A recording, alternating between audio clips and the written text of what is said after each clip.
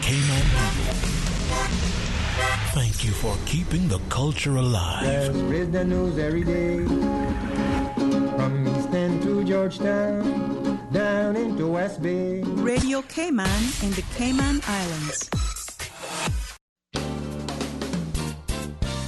Talk Today is brought to you by Fidelity Bank. For all your banking needs, visit fidelitygroup.com. Fidelity, we're good for you. Oh, I think they're doing a great job. A lot of them are. Good afternoon, Dwayne. How are you? Not too bad, sir. Ladies and gentlemen, Radio Cayman's Talk Today with Sterling Dwayne Ebanks. But I do have some questions. There are more questions than answers.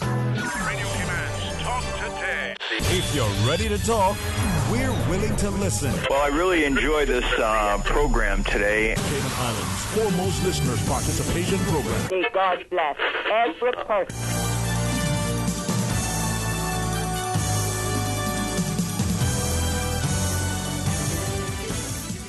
Hey, good afternoon. Welcome. Thank you so much for joining us as we have an opportunity now to start things off talking to you a little bit about the upcoming cricket carnival. So stay tuned for Talk Today. Talk Today is brought to you by Fidelity Bank. For all your banking needs, visit fidelitygroup.com. Fidelity, we're good for you. Radio Cayman's Talk Today, the Cayman Islands' foremost listeners participation program.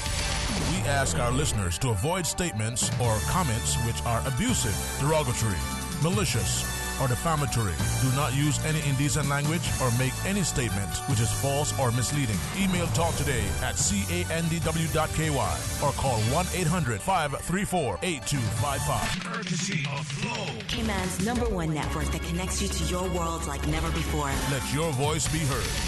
Once again, here's your host, Sterling Dwayne Ebanks.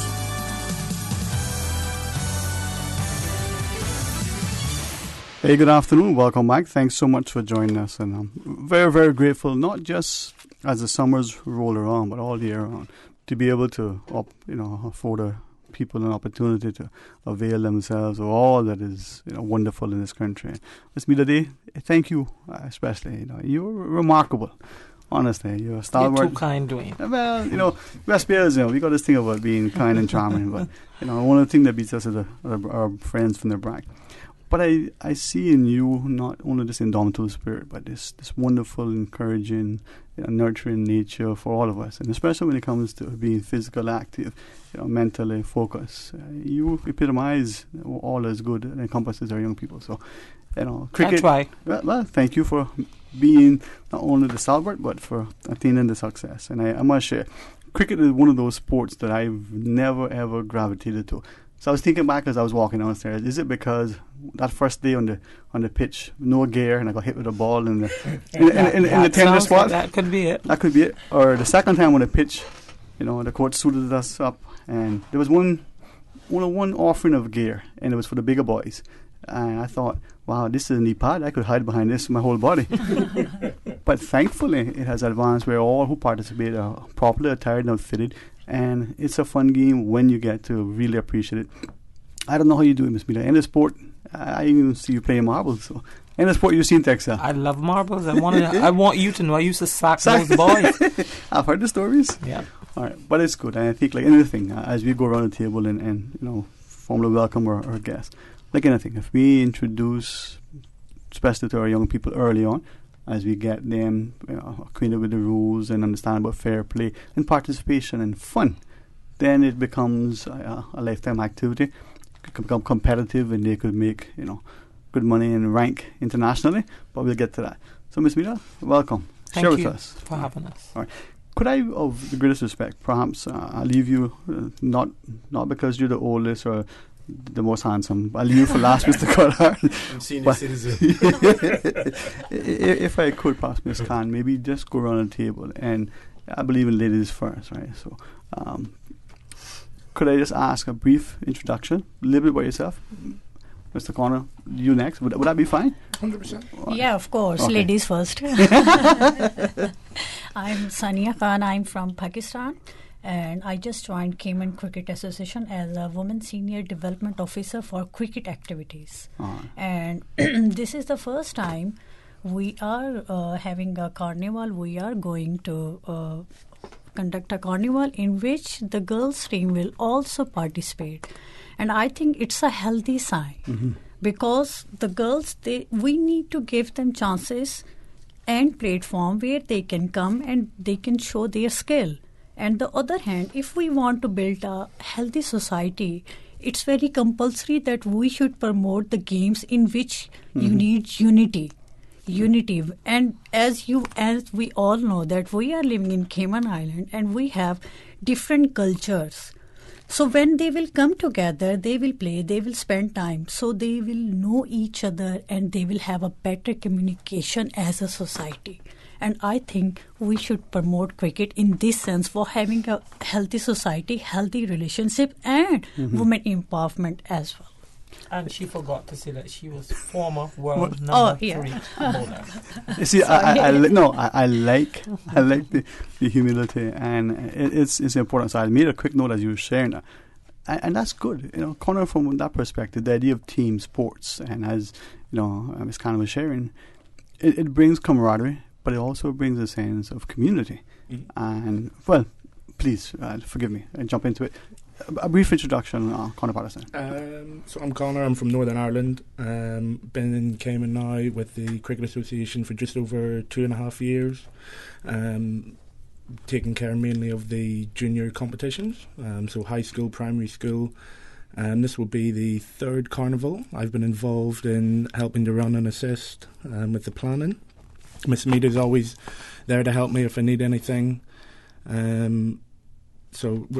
This is the first year that we have the women's on board, which I think is brilliant. It's something that myself and Mead tried to roll out last year, but we just didn't have the leg power. Thankfully now, Miss Sanya here, the superstar of women's cricket, has come on board and really given them, that superstar to look up to, which I think has been really important for the programme. All right, so Connor Patterson, the Senior Development Officer for Cayman Cricket. Mr. Goddard, everybody, I think my first pair of shoes for school I probably bought from you. It was a good price too, by the way, honestly. No, but if you could, just a brief intro and your involvement and support and sponsorship with sports, but cricket in particular. I'm Ishmael Goddard, and most people would associate me with the number 1 shoe shop, and most recently Winner's Circle. And I'm from Barbados, and as West Indians, the number 1 game in the Caribbean is cricket. No marbles? And even more so for Barbados, we've produced some of the world's best cricketers. And I'm glad for the opportunity to come on board to help sponsor or co-sponsor this junior cricket league, which we're about to start. And that is exactly where cricket need to be started. Many years ago, I taught at high school from 72 to 78. And many years ago, we had a cricket league at that level, and a number of teachers used to play cricket with the boys, playing Bayreuth and Greenies and those old-time cricket teams that were around. But I'm glad to see that we're getting back now to the grassroots. That's where it should start. Yeah. I think, for me, cricket was sort of introduced by Mr. Jim Powell. I guess with everything, Mr. Jim introduced everything in a sense. He's the godfather of cricket. Yeah, and living not far down from where we grew up. I see the grass pieces, undeveloped land that somehow got beat down by the boys mostly. But in our neighborhoods, boys and girls, we all played. And the bat was whatever kind of stick we could find, and the ball, if you like, a tennis ball. We shaved down the coconut branch, and that's what we used for a bat. Yeah. And it was fun. Probably not knowing the rules and understanding it. And as I watched it, I still, for whatever reason, I struggle with understanding. When they say over, I mean the game's finished? Oh no. Still playing. The terminology. Yeah. But that's the importance. Jimmy and Banker. Yeah. Ray Banker's daddy was one of the senior ones from West Bay too, right? Yeah. Yes. Yeah. He's still senior in West. No, but I think this is why this cricket carnival, especially within the primary schools, can help to bring the sport alive, give it a chance for us to appreciate it. From that perspective, share with us.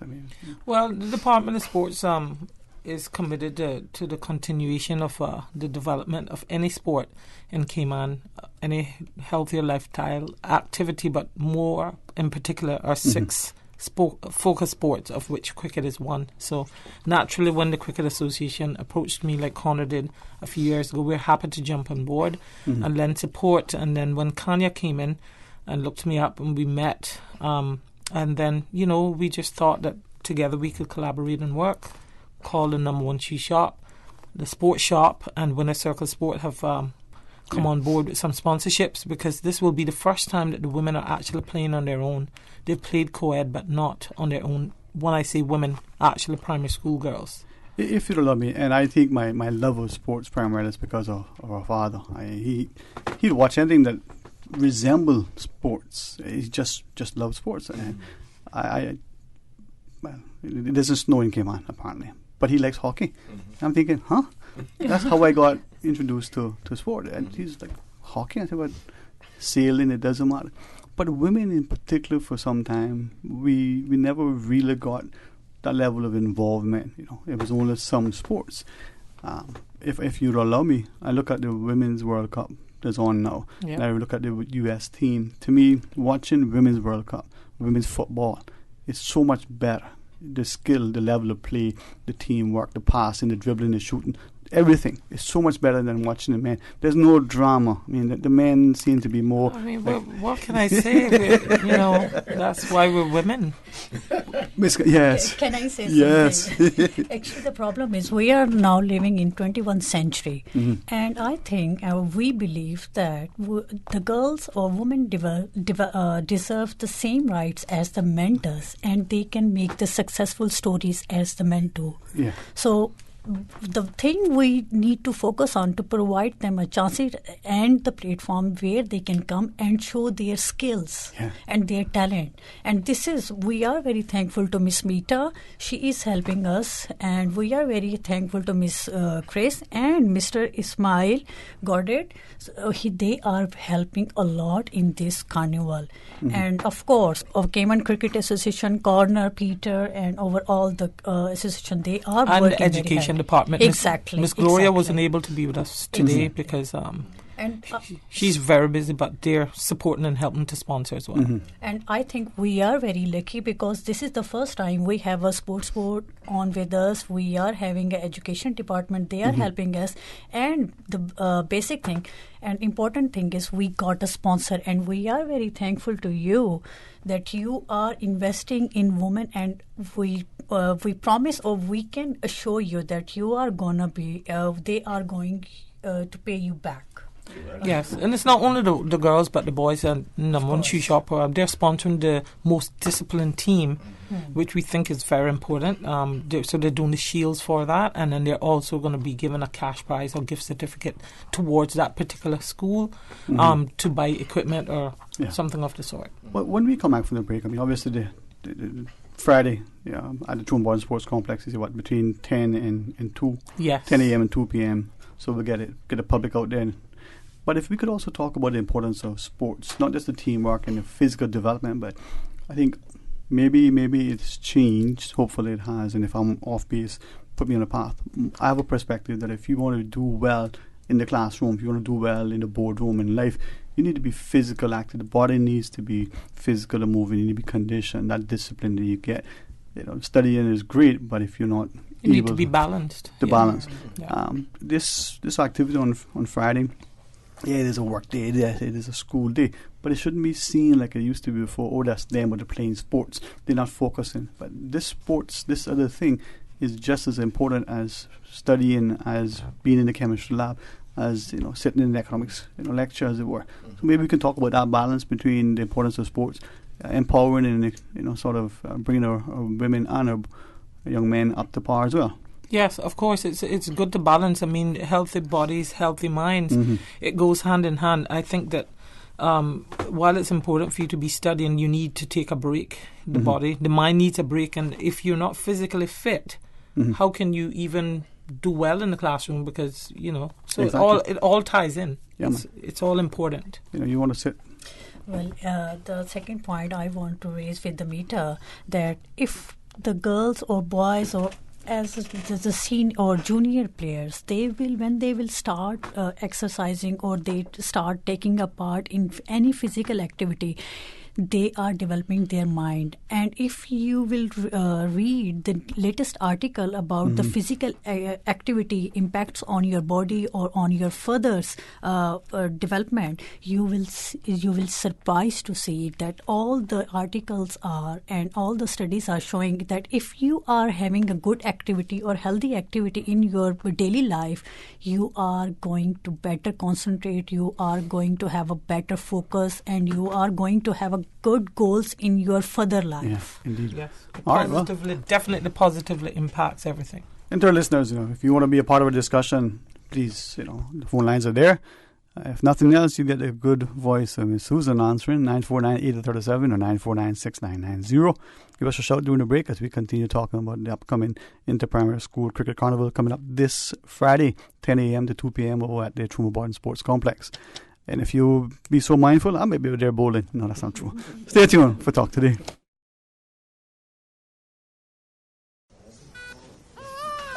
Congratulations, it's a boy.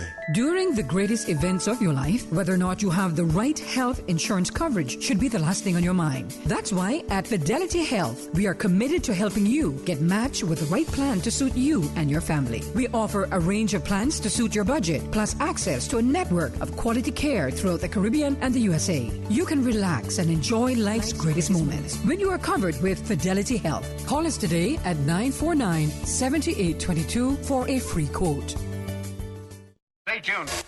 Don't forget to tune in Monday through Friday for Radio Cayman's local evening sports report during the 6 p.m. news hour. Taking a look at Radio Cayman's local sports, I'm Dion Anglin. It is proudly brought to you by King Sports Center, providing your fitness, recreation, and relaxation needs. Headlines. With the latest headlines. Headlines. All the news when you want it. Tune in to Radio Cayman for hourly headlines of the day's top stories. One of Cayman's bright and shining young stars. Local, regional, international. Headlines. Turning to international news. Updates on the hour between 7 a.m. and 6 p.m. on weekdays. Radio Cayman News. Headlines. Your voice, your choice for today's biggest news. Talk today. But I do have some questions. Talk today. Cayman Islands' foremost listeners participation program. Talk today. Because there are more questions than answers. What the public is saying.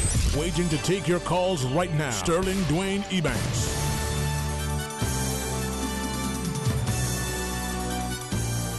Hey, good afternoon. Welcome back to Talk Today. And thanks so much for joining us. And I'm really grateful for this opportunity now to highlight the upcoming Inter-Primary School Cricket Carnival coming up this Friday at the Trumah Barton Sports Complex from 10 a.m. to 2 p.m. In the studio, the sports coordinator for women, Miss Amila Day, together with world number 3, former world number 3, Miss Sanya Khan, the sports the women's development officer, and Joyner Connor Patterson, the senior development officer for Cayman Cricket, and of course, the ever-present Mr. Ishmael Goddard. I was just thinking as we were sort of going through the break, this idea that we get a chance, especially for parents, and I'm hopeful. Okay, it's summer almost. Friday is the summer solstice. Exams coming up. Not saying this to be disrespectful. Normally graduations would be in full swing, as it were. A lot of things are happening. Companies probably getting to gear in for some. All sorts of things are transpiring. But it would be good if a community could start to say, okay, parents, co-workers, colleagues who will love the sport to be able to come away for a bit. Maybe take their lunch hour, maybe take the afternoon, and be supportive in the stands as you would, in a civilized, developed nation. But anyway, Connor? I think that's been one of our biggest challenges, is that cricket has been a third-term sport, which obviously is the busiest time of the year. You have your exams, your graduations, field days, etc., etc., etc. And, it's had its challenges. So we are really looking at that, moving forward, to try to bring the cricket season forward a bit. Because, as I say, once you get into this third term, you are... everyone's so busy. Everyone's so busy. I mean, even from our point of view, this week we have the 2 high school semi-finals. We have the primary school final between. You're all tomorrow. Yeah, one of the high school semi-finals is on Tuesday, one on Thursday, and then we have the the final for the primary school tomorrow. And then the carnival obviously on Friday. It is a really busy week. And the inter-secondary girls? Yes, it's tomorrow. Yes, that's right. I was getting to that. We do, which is exciting because that's something we've never done before. I think that the real high school age group. Yeah. We have a caller join us. Well, we certainly want to get to the actual event and the teams and the participants and the like. But as we go to the phones and join our caller, good afternoon and welcome. You're on Talk Today. Good afternoon. Good afternoon, sir. I'm interested in it. It's great to hear we're having a cricket carnival. And the word carnival, I think, denotes celebration and whatnot. Mm-hmm. I wonder how many of the Super Caymanian cricketers over the last 60 to 70 years have you invited to this carnival? That's something that the Cricket Association could answer.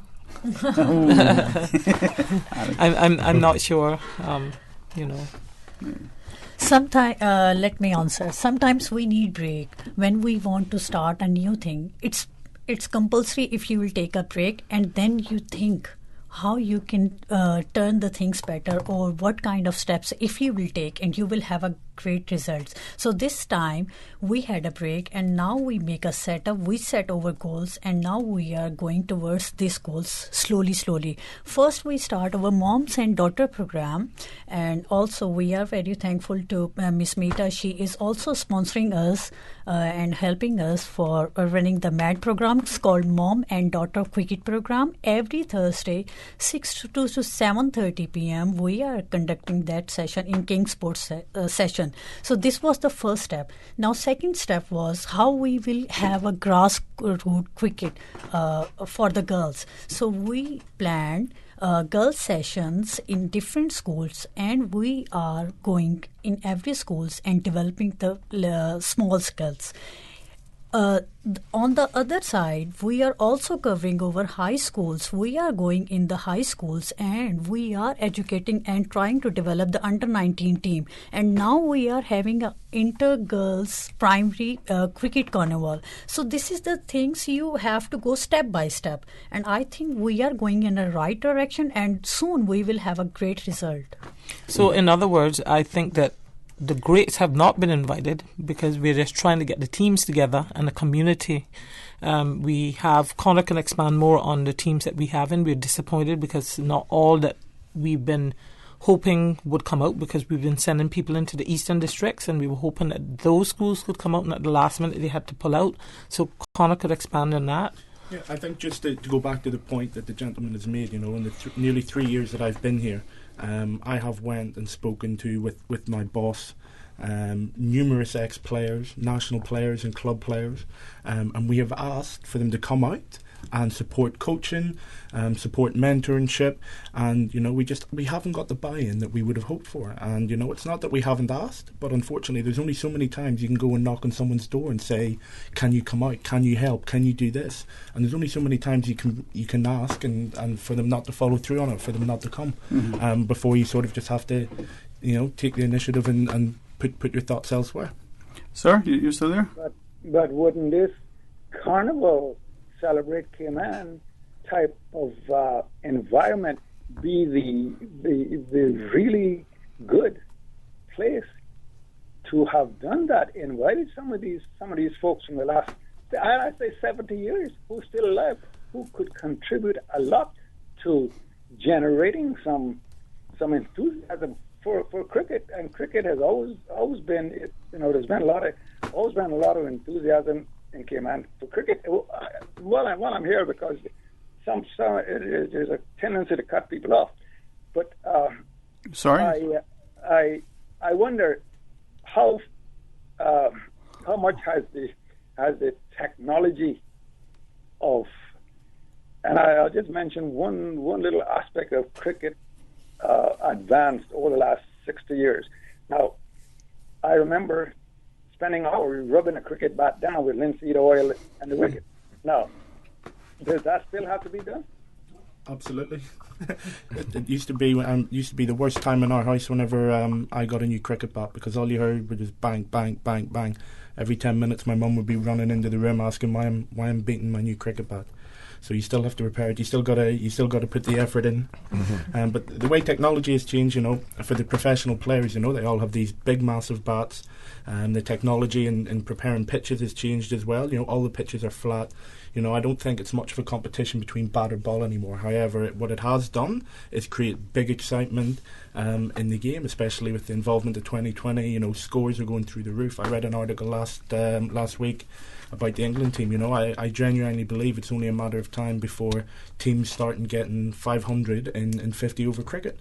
And that all, for me, comes down to the technology, with the equipment, with the facilities, but also with the video analysis and things like that there that are available to players to really hone in on their game. But the thing is, for the primary school, we're not oiling in the bats, because this is just all a very, very embryo stage. And to go back to the caller's request, this is about trying to launch a program that has never been done before. And your point has been taken. I mean, I am not the Cricket Association. I'm the Department of Sports.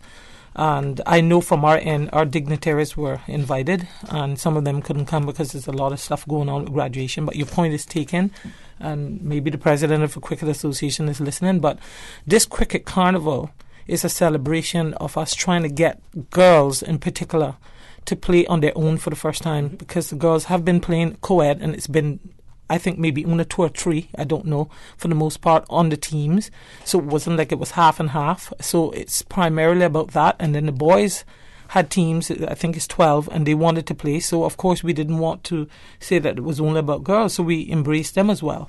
Mm-hmm. So it's about getting them out there and celebrating with them from that point of view. Right. And I'm sure that we'll build upon that next year, because we want to make it an annual thing. And of course, those things every year you're going to try and improve. Yeah. Anything else, sir, you wish to share? Could I leave you with one suggestion? Yes, sir. That some of the younger cricketers come up, that you let them be familiar with names like Jim Rivers, Rayburn Farrington, Earl Hides, Ivan Farrington, Colbert Parsons, and even further back than that, Steve McPhee, and a bunch of them. Because these guys could really input a lot of enthusiasm into your program, and there's 100 other names that you all should be familiar with. Yes, sir. I heard those names. I was the secretary for cricket for 13 years, and I was chairperson for youth development for about 10, and of the women's cricket, and we honoured a lot of those people. Jimmy Powell, you name them. Mr. Gray, the people that rolled all the pitch and backed all the soil and stuff. But, cricket is under a different helm. Everybody have different approaches. And you're making a lot of sense. So perhaps that's something that you could suggest to the Cricket Association. I'm sure Connor and Sanya here will take that back, and that's something that they could explore. Right. So thank you so much for your interest. You make some good points. Thanks again, sir. Thanks very much for sharing it. And with that, let's just pause quickly, take a quick break. When we come back, Connor, be very intrigued to hear some of the players and the teams and the participation as we look at what's going to unfold come up Friday. I mean, what today's Thursday, right, Susan? Tuesday. No, it's just Tuesday. She's like, nah, thank you, son. I was trying to get it here. All right, when we come back, more about the upcoming Cricket Carnival on Friday, which today's only Tuesday, so we got a lot more work to do. Stay tuned for Talk Today. A caring and community spirit, cherished family and cultural values. These are some of the things that still embodies the Caymanian way of life in the Eastern Districts today. Savannah Pharmacy, your neighborhood pharmacy, located in Countryside Shopping Village, is delighted to offer products and services of real value. Whether it's catering to your family's medical needs or carrying apparel, gifts, and beauty products, Savannah Pharmacy provides you with more than just prescriptions. Remember, they're always just around the corner with everything your family needs and convenient opening hours, including Sundays and holidays. Savannah Pharmacy. For more information, call 946-3336. The 8:12 a.m. Weather Report, Monday through Friday, is proudly sponsored by Super Stitch Sewing and Fabric Center. Super Stitch Sewing and Fabric Center is your one-stop shop for all of your sewing and alterations, fabrics, household items, craft items, jewelry, beads, and decorations. Call Super Stitch at 949-2833 or email customercare@superstitch.com.ky. Super Stitch, located 39 Pasadora Place, Smith Road, still offering the best prices in town.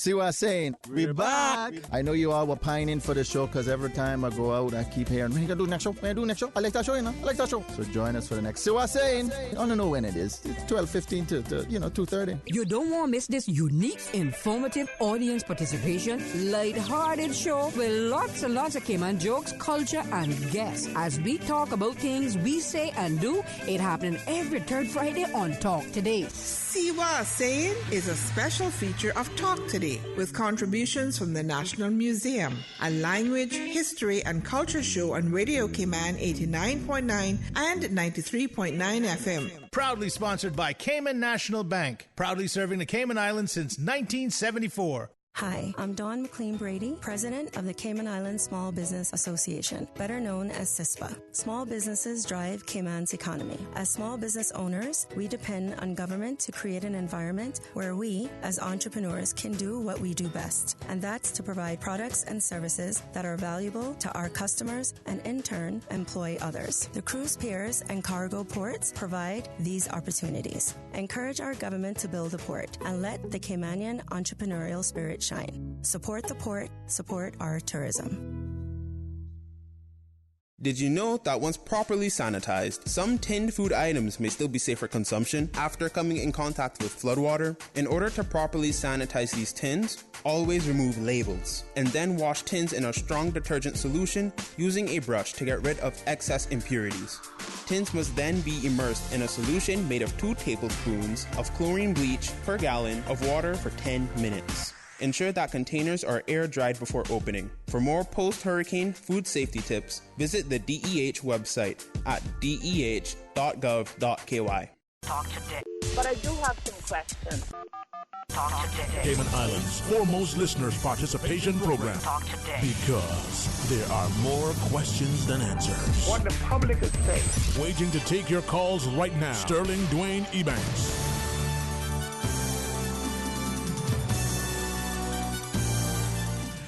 Hey, good afternoon. Welcome back. Thank you so much for joining us. And in the studio, as we tell you more about the upcoming, Interprimary School Cricket Carnival coming up this Friday. Yesterday is Tuesday, as much as I would like it to be Thursday, because that means the next day will be Friday, and Friday will be 2 things. Let's see what I'm saying with Ray, but also the Cricket Carnival. In the studio, I got a good chance of Miss Meeta Day, Miss Sanya Khan, and of course, join us, Connor Patterson and Mr. Ishmael Goddard. I was thinking as we were listening, the partnership, public and private, the corporate sponsorship together with parents, the role of parents in making sure that their children, are prepared, they're equipped to get to the thing. But parents need to come out and be the biggest, loudest, champions and cheerleaders, right, Connor? Absolutely. I think it's really important supporting your kids. Mm-hmm. I went to a grammar school, and my mum had 4 of us, and she was literally. What about Dad? He didn't have 4? My father worked overseas. My father worked with the military. Oh, and but that's where I got my first love of cricket. And whenever we came down, we would be in the garden playing. But my mum just didn't have a chance because she was from East Belfast to West Belfast to South Belfast to North Belfast, dropping us all off, taking our sport. So her whole Saturday was running after us and our sporting activity. She was taxi of mum. Yeah. And that's what I think most of what the mums are, dropping Johnny here, Susie there, and she's back and forth. Yeah. But I'm hopeful. I recognize that Friday it's a work day, for everybody except civil servants. No, just kidding. It's a work day for all of us. I can see the Honourable Francis and say, "No, boy, behave." But to come out and cheer in the stands and be the loudest champions. Tell us about the. Can I call it competition? Yeah, competition, okay. Carnival. As it has been for the past two seasons. It's almost like a relaxing competition. I don't really like to use the word competition because it's about coming out, having fun, small groups. big sixes, etc., etc. So this year we have, as I said, we have the 12 boys teams and 6 girls teams. The boys teams, I think 8 of them are from government schools, and then 4 from the private schools. Yeah. So as I said, it's going to be a big week for the kids because they've obviously got their finals today, and then the carnival on Friday. Yeah, we're going to celebrate. Yeah, I just want to add some details about the carnival. We are providing free shirts to everyone, every participating team. We are having a pizzas and fruits for the athletes who are going to participate. We are having a DJ there, and of course, there is a lot of fun if they will come, and we would like to invite all the parents. Please come and bring your children with you, and this is the right time. You should make some good memories with your children, and you should support your children. So it is going to be a big carnival, and again, I would like to thanks to Mr. Ismail and Mita, and also Miss Bell, and over Cayman Cricket Association for all their hard work, because when you will come there, you will see only what we will show you, but we know how much hard work we are doing on the backstage.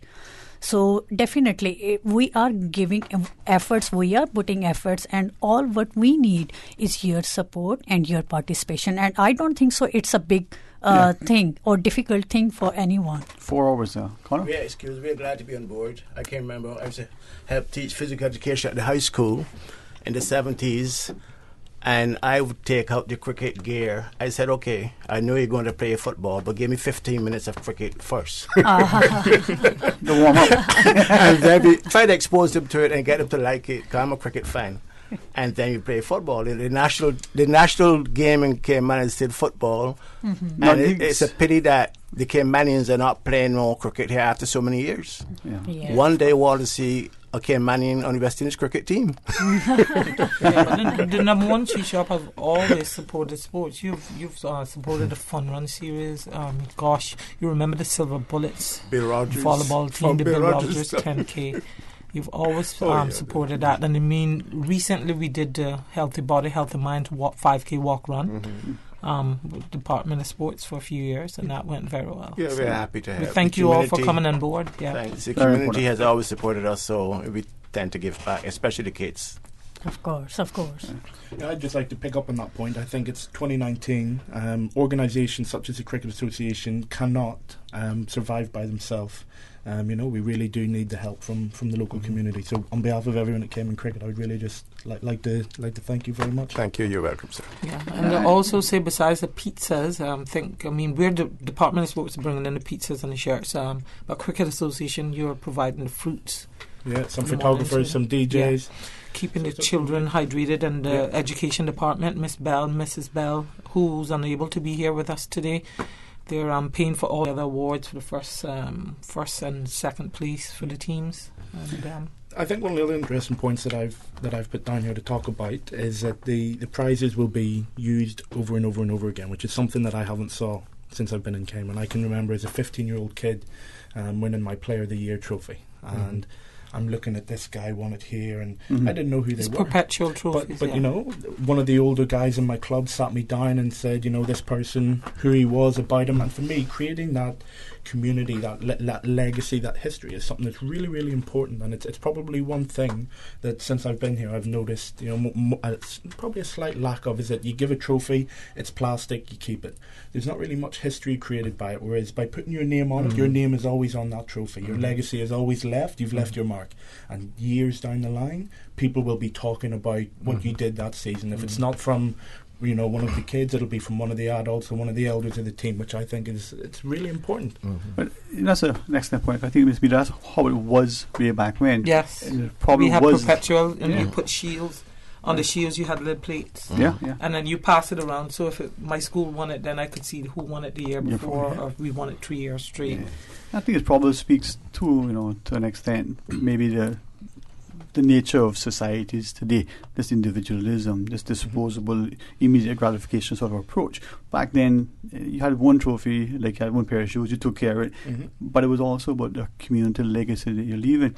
Maybe we'll engender that again, not out of necessity as it was then, but out of that strong cultural ethos of saying, Connor won it, this season 10 years ago, and now his son wins it, or his daughter. It has that thing, and Sonia, from that perspective, when the corporate community can come on board by sponsoring, whether they give money, whether they give in kind, but also allowing the employees, the customers being understanding that, okay, today there may be a few frontline staff or back-end staff who may not be available right then and there. Being understanding, going out and supporting the community. It would be nice if schools could release other students who are not participating, not the players, but they can come out and cheer their school on, and they win. And no longer... I would think that would be something that would happen in the years to come, because this is the first time we've done it. It's just like we've done with the scholastic track and field meet. Yes. The last 2 years, the schools were allowed to come. The stands were full. I have to say, the Minister of Education, Miss O'Connor, she made sure, the schools need to be there, so they were bussed in, and the stands were full with Clifton Hunter and John Gray High School, and it made such a big difference to the atmosphere. Strong community spirit. Yeah. Strong. One of the biggest sporting coming together was the football kids program they used to have on Saturday mornings. Well supported by the parents, that. Yeah. So I think if the association cricket can do something like that, each primary school spend one another and get the parents out, that'd be fantastic. The longest journey, single step. This is not reinventing the wheel, but re-establishing an ethos. And perhaps as you shared, we can come on. We're happy here to be able to help to at least apprise the listening public that this is happening. There may be somebody who's thinking, you know what, I like cricket. I'm not sure. I'm not familiar with it. In fact, I would go with you at this point that when I started, there was no girl who was willing to play. So when we slowly go, and first thing what we did, we tried to awake their passion for cricket. When they learn, they play, they try, then they love it. They like it. Exactly. So this is the first point, and why we are focusing on the cricket to develop a healthy society as well, to create or to you can say to reduce the gaps between all the cultures and to achieve big goals as a team or as a unity. So this is why we are on the board, and we are very happy, and this is the first time, and I think we should take advantage of this, and we should prolong this program on a long term. And Mr. Ismail, I would like to thank you again, and why I'm thank you to you again, because we are wants you to continue to Well, you know what, I commend you for that, because point well taken. But that's what it's about. That's what it's for. I think back to way back when our attempt at Sports for All, right? When we were having women play, whether in their own league or competing against the men, it just shows that any sport, any activity, male or female, any age, but it's for the community's benefit. And, exactly. And it's important you start from this age group, because women's cricket, before I left in 2009, as secretary and chairperson of the Women's Development Committee, we had one day, like a cricket carnival for women, hardball cricket, limited overs at Smith Road. And we got that, and then we started a women's league with 3 teams. I think it ended up being 4 or 5 teams in the end. And then that died, like about 2 years ago, and now we're trying to get the senior women back out. So, but I think that what's really important is the juniors, because if you build the younger ones, you'll always have a feeder program. Like everything, education is for living. Not only learn to read and write, but these extracurricular activities like track and field, cricket, football, even the cadets, very important to life. Exactly. Life skills. Sorry for interrupting you. If you want to become a superstar cricketer, you need agility. For agility, you need to play track and field. You need endurance. For endurance, you need to do a long running. You need strength. For that, you have to go gym. Diet. So, of course, Discipline. Even somebody asked me, is that okay if we play cricket or shall we play other games? I asked them. You play softball? Yeah, exactly. I went to play softball. Because if you want to play cricket, you can't play cricket all the day, all the night. But if you will participate in the different games, it will boost and build your brain more strongly. And you will have more strength. Discipline. You will have more power. You will develop your endurance. So you need to develop your agility. So you have to play all the games to become a great cricketer. There you go. Exactly. Ms. Peter, thanks again. Thanks for thoughts, having us. Like I say, the government, I speak for education, and we fall under the same ministry, sports and education. We're committed to supporting all of our sports in Cayman, especially the 6 focus sports, and we're committed to give help and assistance however we're needed for the better development of our kids. All right. Well, we look forward to carrying it, and then your sports newscast about it. So. Yeah. Again, we are very thankful to Mita for Department of Sports. Department of Department of Sports, and again, Mr. Ismail for having us, and for giving a sponsor for all of our cricketing activities. And I want to tell you that Mita told that we stopped all the cricket activities 2 years before, but now we are starting again, and we are having 100 high school girls under coaching. We have 100 primary school girls who are taking coaching. They are under coaching, and we have 2 ladies team. And they are helping us. They want to come on and they said that they want to help to build the young generation, which is a very good sign. So we are going towards achieving a good goal, and I think this is the best time that we are on a board, and we are going, and we need support from our society and from all the schools, and of course from all the sponsors. I am very thankful to all of you for having me, and for all sports. Thank you so much. All right. Well, thanks very much. And anything we can do at a time, Ms. Peter, let us know. Yes. Thank you so much. You guys enjoy your rest of the afternoon. Thank you very much. Are you coming on over Carnival? I will be there for just a brief time in the morning because for some reason between this time of the day I have something else on. I'm not sure. But no, it's going to be great, man, and I'm looking forward to a good report. So, maybe a very enjoyable, successful afternoon this Friday. Thank you. To our listeners, join us afterwards for a little bit of open line, and then 1:30 we get a chance to chat with you about World Sickle Cell Day. So stay tuned for Talk Today. Follow Radio Cayman on Twitter.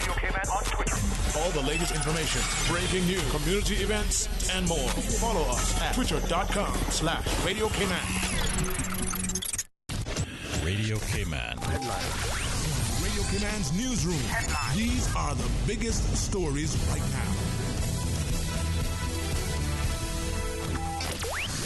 12 months after launching its Not Your Spot campaign, Rotary Central Cayman wants to remind the Cayman community about the importance of respecting disabled parking spots, known as blue spots. The reminder comes on the back of the campaign, winning the Community Impact of the Year award at the Cayman Islands Marketing Professionals Association annual awards event. Ms. Susie Bodden, immediate past president of Rotary Central Cayman, said she was thrilled when she heard the campaign had taken the award and hoped the win would bring the campaign back into the spotlight again. In international headlines, San Francisco supervisors are considering whether to move that city toward becoming the first in the United States to ban all sales of electronic cigarettes in an effort to crack down on youth vaping. Supervisors today were set to weigh in on a ban on the sale and distribution of e-cigarettes in San Francisco until the U.S. Food and Drug Administration completes a review on the effects of e-cigarettes on health, as well as a ban on manufacturing e-cigarettes on city property. If supervisors approve the measures, they will require a subsequent vote before it becomes a law. A powerful earthquake jolts northwestern Japan, prompting officials to issue a tsunami warning along the coast, which was lifted about 2.5 hours later. Thousands of families lost electrical power, and bullet train services were suspended, but there were no reports of serious injuries or damage from the magnitude 6.7 quake. Japan's meteorological agency said the earthquake was located off the western coast of Yamagata, about 50 kilometers or 30 miles southwest of the city of Sakata. It said the quake was fairly shallow, about 9 miles below the sea's surface. Shallow quakes do tend to cause more damage. Those are your headlines from Radio Cayman's newsroom. I'm April Cummings. Radio Cayman, the voice of the Cayman Islands. What's happening in your community? News and information, music and more. You can find us. www.radiocayman.gov.ky. Like us on Facebook and follow us on Twitter. Radio Cayman is your choice, your voice for today's biggest news. Radio Cayman.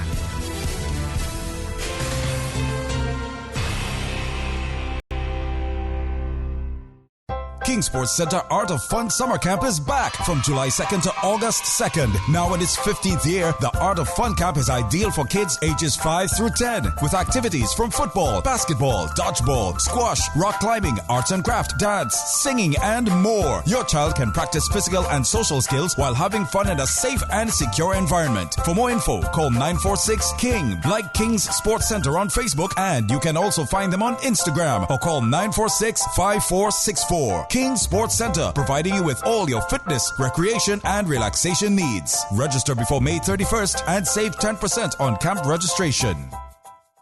Healthcare Pharmacy, caring about your health for the past 25 years. Radio Cayman's premier health show. Alzheimer's and dementia, are they the same disorder?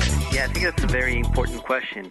For the Health of It with Tara Bush. For the Health of It with Tara Bush. Is heard on Saturdays at 9:30 a.m. and on Wednesdays at 7 p.m. Brought to you by Healthcare Pharmacy in Grand Harbor, where they care about your health. Transfer and refill your prescription online.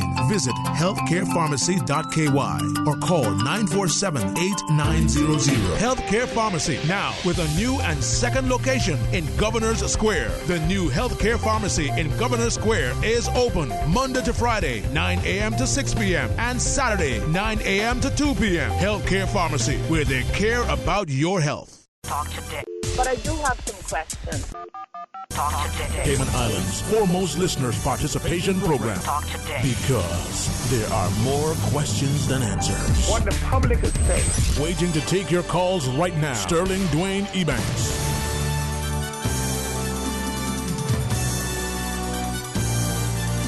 Hey, good afternoon. Welcome back. Thank you for joining us here on this truly terrific Tuesday's edition of Talk Today, as we invite you now for some open line until 1:30.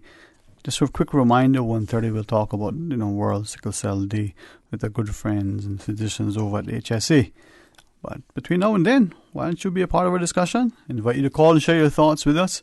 We don't have to talk about politics. We can if you want. We can talk about just societal issues. I think two things, some would say three, but definitely two things are always in the mix.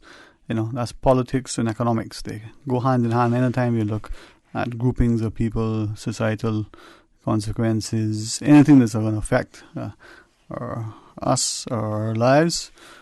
Rest assured, politics with a big P or the small p and economics always come into play. What is your thought? What is that thing that you think isn't being addressed or isn't being addressed sufficiently? Want to share with us? Maybe there's a complaint, maybe there's a compliment. Hey, share your thoughts. 949-8037, 949-6990. Of course, Flow still allows us to access the toll-free line for those who can. It's 949-8037 or toll-free at 1-800-534-8255. There's a WhatsApp number, 925-3261. Many ways take you to the same destination. You call, you share your thoughts. We get a chance to hear from you as you so choose. Now, very grateful not only, for those of you who have the time, some would say the courage, some were saying, they're just willing to try it one more time, to share your thoughts publicly, with us as we access the airwaves, engage in our talk shows, to show that we are a healthy, informed, active populace who are willing to not only champion and defend our democracy, but are willing sometimes to challenge the status quo, and other times to try our best to promote it, to ensure there's a sense of safety, security, and stability. Now, following yesterday's discussion with the various guests and the like, I was grateful for Badir Awi for coming and share his thoughts, giving us an opportunity to hear another voice, to be able to recognize that in our society, what is it to say? To whom much is given, much is required.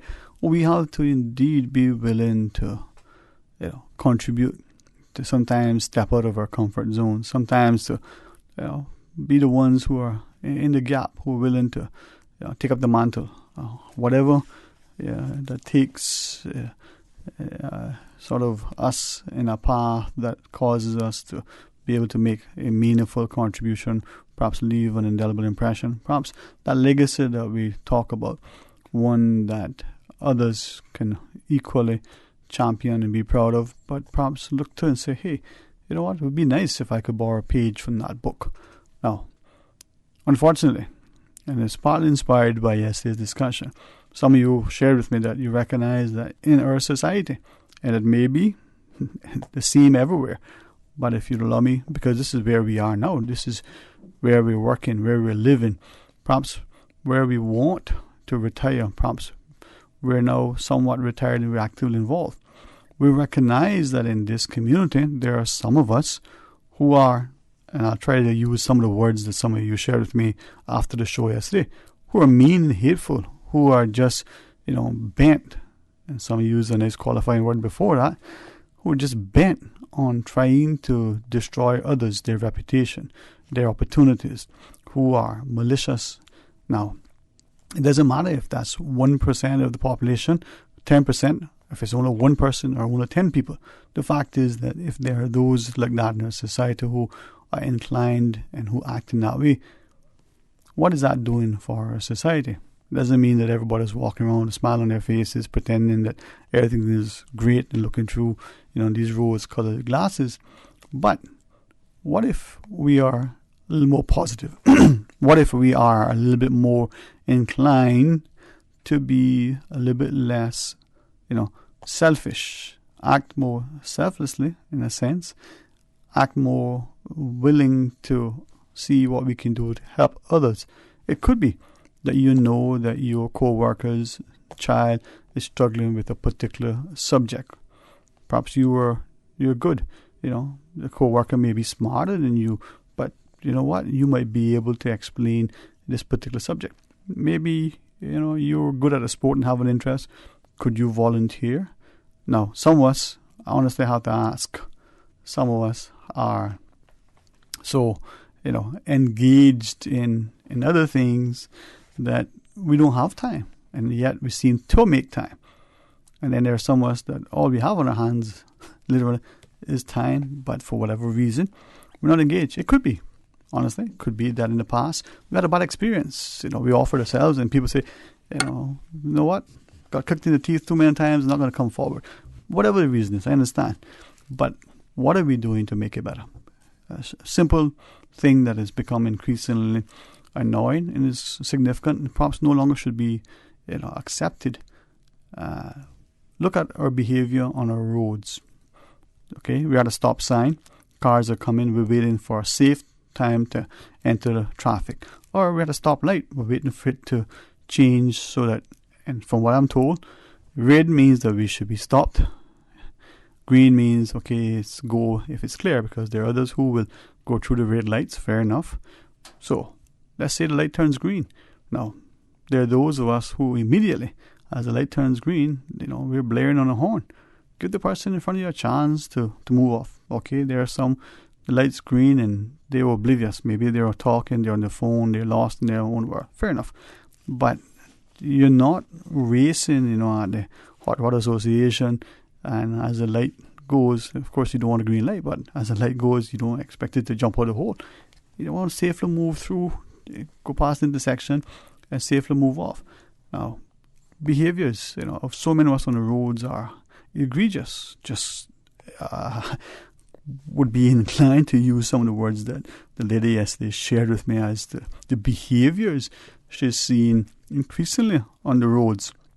Not just the gestures of the hands and the verbal communication from others, but just the way people are inconsiderate, the lack of courtesy and the like. Now, that may be very simple and insignificant, but is it? What about how we dispose of our garbage? There was a gentleman that used to call repeatedly, saying, "Look at what we're becoming." And I know it's been 10 plus years that he's called the show, if not longer, making those comments. Look at where we are now. Even some of the supermarkets with multiple garbage cans between the parking lot and the entry. Yet, we don't seem to use the garbage receptacles that are placed there. The other, larger developments that may even have staff on hand going around collecting, despite all their garbage cans that are right there. Some of us seem to be more bent on, finding ways to throw the garbage on the ground than it is to properly dispose of it. And not even to mention our attempts at trying to recycle or reduce or reuse if we're going to be better stewards and more respectful of our environment. Those are perhaps for some very significant, as I shared. Others, very, very, simple things that don't really matter. But what about the way we talk to each other, the way we speak about each other, the way we treat? Do you feel safe in your homes, at your workplace? Do you feel safe coming in and going, whether you have to leave where you are to get to your car, whether that's work, whether that's you're out exercising, whether you're at the supermarket shopping? Hopefully we're not at a stage in our development in our society where people aren't safe. But what about just in your backyard? You're enjoying a little alone time. Perhaps you're having a little gathering. Are you concerned that maybe someone will come in and rob you, cause you injury or harm? Are you worried of perhaps some errant dog coming into the neighborhood and coming and eating your chickens and digging up your flowers or even attacking you? Those things, if they happen once, perhaps they're once too many. Now, are we willing to accept that those are the price of progress? Because if it is, you have to question, is it really? What is your view? 949-8037 or 949-6990. And then what about when we say, well, it's the government's fault? Do we mean the elected government, the appointed government? And if it's their fault, why is it's their fault? Where is our role? Do we have any sense of responsibility? Are we accountable? Well, some would say, of course, because we elect them. We're involved in appointing them. But even beyond that, are we not part of society as well? And if we see something and we're not willing to help to address it, to make it better, do we have a role? Is it our fault? And if we say, you can't expect no better because, and then we add all sorts of reasons why, who they are, where they're from, where they work, whatever the reason is, well, that's not good enough, is it? 949-8037 or 949-6990. Let's hear from you. If you want to call and use the toll-free number, 1-800-534-8255. Likewise, you can WhatsApp 925-3261 and share your thoughts with us. And as we shared at 1:30, some of the physicians from the Health Services Authority will join us as we talk about World Sickle Cell Day. That'll be our discussion coming up shortly. But it is open line as we take your calls and have you share your thoughts with us relative to what you believe should be transpiring in our society, what you see unfolding in our communities. Is it all about one-upmanship, this idea of gameplay, and how do you get ahead, even if it means at the expense of someone else, sort of not just their progress and prosperity, but even sometimes their own personal safety and security? Or is it about, hey, you know what, I'm going to get ahead, but I'm also going to make sure that you can get ahead too. Doesn't mean that we go ahead equally, or that the one who's trying to get ahead gets ahead faster and further than the one behind. It could be that this person moves on much faster. Well, it's up to you. 949-8037, 1-800-534-8255. Let's pause, take a short break.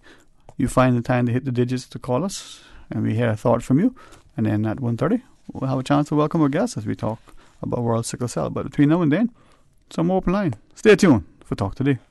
Hello, I'm Joseph Woods, the Acting Port Director. Our port facility is the hub of the Cayman Islands commerce and economic activity, handling $658 million in imported goods annually. From groceries to construction materials, all sectors of our economy depend on the port. But it is now 40 years old. Its infrastructure is degrading, and we feel the strain from insufficient space for both cargo and cruise operations. The time is now. A new expanded port facility is needed to allow both cargo and cruise to operate efficiently and to support our island's continued growth and development. Support the port, support our tourism, support Cayman's continued growth and development.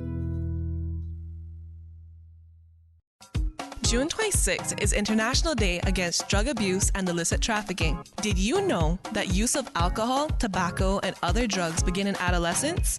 Studies show that the brain doesn't stop developing until the age of 25. So, kids, don't harm yourself by putting alcohol, tobacco, and other drugs in your body. This message is brought to you by the National Drug Council and Radio Cayman.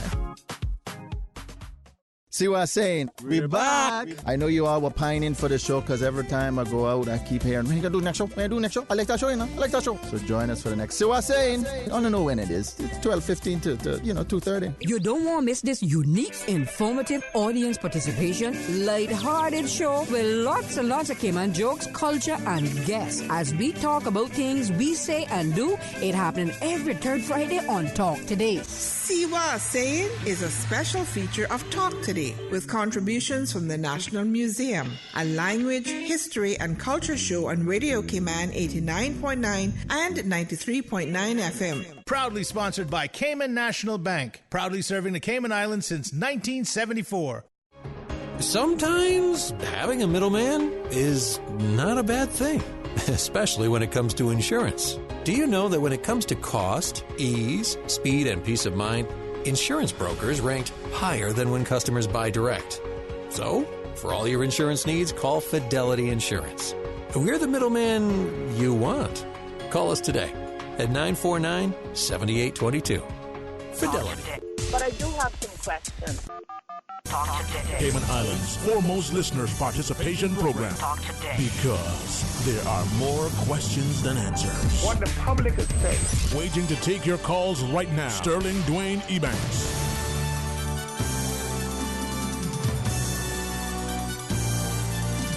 Hey, good afternoon. Welcome back to Talk Today. As we go to our phones, we invite you to call and share your thoughts if you so choose.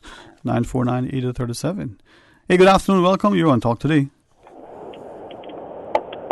Hello, good afternoon. All right. Got a chance to join our caller when it's ready. 949-8037 or 949-6990 or toll free at 1-800-534-8255.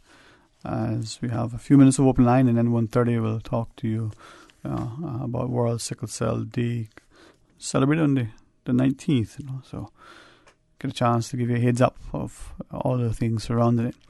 It is open line though, and as I was just quickly looking at the comment share us during the break, perhaps we'll see if we can join this caller. Hey, good afternoon, welcome. Yeah. Hi, how are you? Uh-huh. Yeah. I'm just saying, good afternoon. I'm not seeing show up or trying to rush anyone or anything, but I've been hearing, we're talking about the pairing and the problem that it could bring and things like that. And I think probably some people might think that the premier don't care. But as a human being, I believe he do care. And I believe that he do probably, he don't say it, but he do probably is worried about the consequence of what it might bring. Mm-hmm. Yeah, so that's what I wanted to say. All right, well, thank you. Take up our premier. Yeah, well, he used to be a bodybuilder and a cyclist, so yeah, he's strong. But thank you very much. Let's try the next line. Welcome, good afternoon. You're on Talk Today. How are you doing? Not too bad. How about yourself? I thought I would just observe your last minute and a half or 2 minutes of open mic to share. Go right ahead, man. Share a little bit of information that I think is pertinent to the process of the election office and its verification process. Uh-huh. And one of the things that I want to quickly highlight is that when we had first initially met with Mr. Howell in terms of what the verification process would probably look like, admittedly, he said that, it was a brand new process. There were no law or no guidelines, so it would have to be something that would be formalized. Mm-hmm.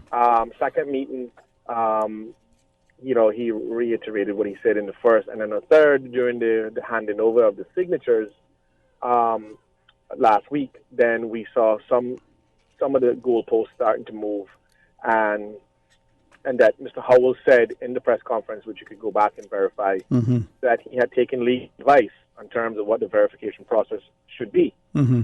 And when that press release came out, obviously the greater public had huge concerns in terms of the process, in terms of going to everybody's house to verify their signature. When in the UK, none of those processes are being taken, especially Right. when it comes to verifying a signature. I mean, they have a database with signatures in their database, and it should be very easy to check off and move along. Certainly for those people who don't have an ID card, yes, you'd have to make some effort to verify.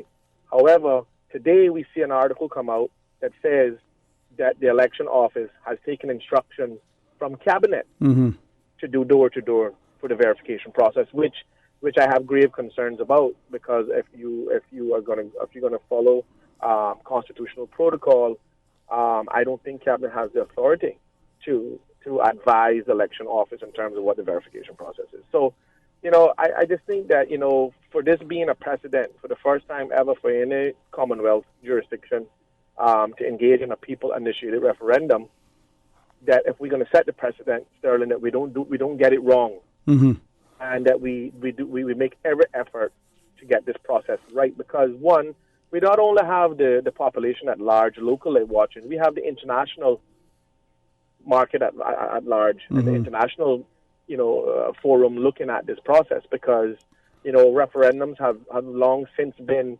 a new part of the involvement of people, regular people being involved with politics. So, and I think it's the right thing to do. But when we have a process that has no guideline and no law to guide it, and the government has had 9 months of campaigning against it, and even if you go to the Hansards and you look where the Speaker of the House made utterances on the floor of the House telling people not to participate in the petition, which again is in breach of protocol, and he should have no opinion on this matter, especially not on the floor of the House, because it's a democratic process. So I think that the public has to be, very aware and keep in tune as to what this process, because now we're going to be forced to have legal advice in order to interpret whether or not the election office have overstepped their boundaries and taken advice. Well, as you shared, someone again this morning, and a couple of individuals just mentioned to me their concerns, as you shared, and the question that was asked. I really wish I got permission to record it to sort of play the way he asked the question, referencing that this is the office of the governor who the elections office reports to. Where is that in this play in terms of guiding the process, or will it be, as this press release seems to indicate, that it's going to be the cabinet, which involves some of the politically appointed people? We want to get it right, as you shared, but we also want to make sure that the people feel that they have an actively engaged voice. Well, and also, Sterling, you have to understand that the governor is the direct representative from the FCO in terms of constitutional order. And certainly we have to look at the human rights of this thing now, because if you are going door to door to verify people's signatures, when you don't require that during election day, if a person provides their ID and their signature is on it, that should be adequate enough for the election office to verify. And this is where the problem is coming in. And I think that because the government themselves have had elaborate campaigns in terms of fighting this process, that it would be a conflict for cabinet to advise on the verification process. And this is where I think this is where the governor has to step in, because the election office answers only to him. Mr. Howell is also a chief officer who has to be relieved of his duty while the election process takes place. And again, why do we have one person, and this is nothing against Mr. Howell, wearing two hats? Because we can't hit an erase button on Mr. Howell's responsibilities as a chief officer and say, hey, now you're brand new and you're going to focus on the election only. Of course, Mr. Howell is going to have fresh in his mind his chief officer responsibilities, going through his election responsibilities. And this is where the problem lies. It's not going to be a fair process. And we already start to see where every single day the election office now has put out a document that has confused people even more, because a lot of the people who have filled out the online application that the election office sent to them for verification, the goalpost has changed now, and they're emailing back saying, hey, how come they have changed the process once again? This doesn't make any sense. Why are we being subjected to this? And again, I think that the government plays a huge responsibility for the integrity of our democracy and how this process plays out. Because if they're going to interfere on a cabinet level on how the process is verified when there's no process, knowing very well that the process that we use to elect them is far less than the process that they are now suggesting is the only way forward. Mm-hmm. We have to have this dialogue. We need to have it, but I know you have your break and your guests come in, so maybe later on in the week we could call back in and have a conversation about this, because this is essential and it's critical to the process. The Caymanian people deserve to have a fair, above-board, and transparent process when it comes to their right to vote in this country. Yeah. Well, thank you for sharing, man. I always appreciate people who are willing to champion for others. Enjoy your afternoon, my friend. All right. Ms. Susan, one more quick call before the break. All right, let's go to the phones. Welcome, you on Talk Today. Good evening, Mr. Sterling, and me again. Yes, sir. Welcome me again. Yes, sir. First of all, when you get a break, if you could give me a call, please. I'd appreciate it when you get through. And can you verify if they're going to have any inspectors or observers coming in for this process? And if they visit your place and they don't find you, will they come back? Well, that's what I want. That's the question I want to ask. And Mr. Mario just said that the goalpost is moving. The goalpost, not moving, the goalpost is going to be moved. It's going to be moved because, like what he said, every day the thing is changing. And people I talk to are getting fed up. They say they're not going through all of that process. So well, maybe that's again. So I would like for you to find out for me if they're going to have any observers and why not, because they have it for the election. Okay, but let me ask you, why would you want outside observers? Would they be any more credible, competent? Would they be any, fairer? Would they be any more honorable and honest and have any more integrity than our own people? Well, Mr. Sterling, that's a good question. You can answer that. Except why are they bringing in the people for the election? Well, what's the difference? Well, what's the difference? They don't trust. England not got nothing to do with this or what? You're saying that England is sending down observers and not Cayman? Well, let's ask the question: why is it all of a sudden now? Was the last two elections we have observers? Why we didn't have them before? Is it because we're no longer able to manage our own affairs and there's a suspicion that we're no good? Is it, as some have shared, that we need to make sure we get an outcome so people who have no connection to it can come in, do their thing, and go? Just like the snake oil salesman who comes in, rips the village, and then takes off. It's just a question. Some people might like how I say it or the fact that I said it, but if you don't love your own and you don't love the person in the mirror, don't expect someone else to love you. And the part with that, England only love us for their own interests, not for us for ourselves. Not the interest of Cayman. Because again, I still ask that question, and nobody not bold enough to come out and answer me. Yeah. Well, maybe don't ask the question, make the statement. That we must take care of our environment, and it's supposed to be in the law, but nobody can confirm that and say yes that it is in the law. So if it's in the law, why all this process we got to go through? Let me interrupt and ask a question, not just of you but to others. So let's say it's John, or let's say it's Mary. And that person stands up and says, you know what? And they list out a number of things. Maybe it's against the appointed government. Maybe it's against the elected government. Maybe it's against the UK government. Maybe it's against the private sector. Maybe it's against an education. Maybe it's against the church. Something that we find to be very hard-hitting. But we probably think there's some truth to it. We might even have thought that thing ourselves. We may even have said it. But that person is willing to say it publicly and say, you know what? We need to look into this thing. Whatever that is, right? But as a result, that person now is being ostracized, maligned, discredited. Somehow, the character and integrity is being questioned. Will we join that person and stand shoulder to shoulder and support them? Or will we say, that way you get, and hide and run and make sure that we don't get any of the flack from it? What will we do if somebody does something like that? Will we stand with them, or will we hide? And until we can figure out which one it is and which one we should be, where will we end up? Any final thoughts you want to say with us, sir?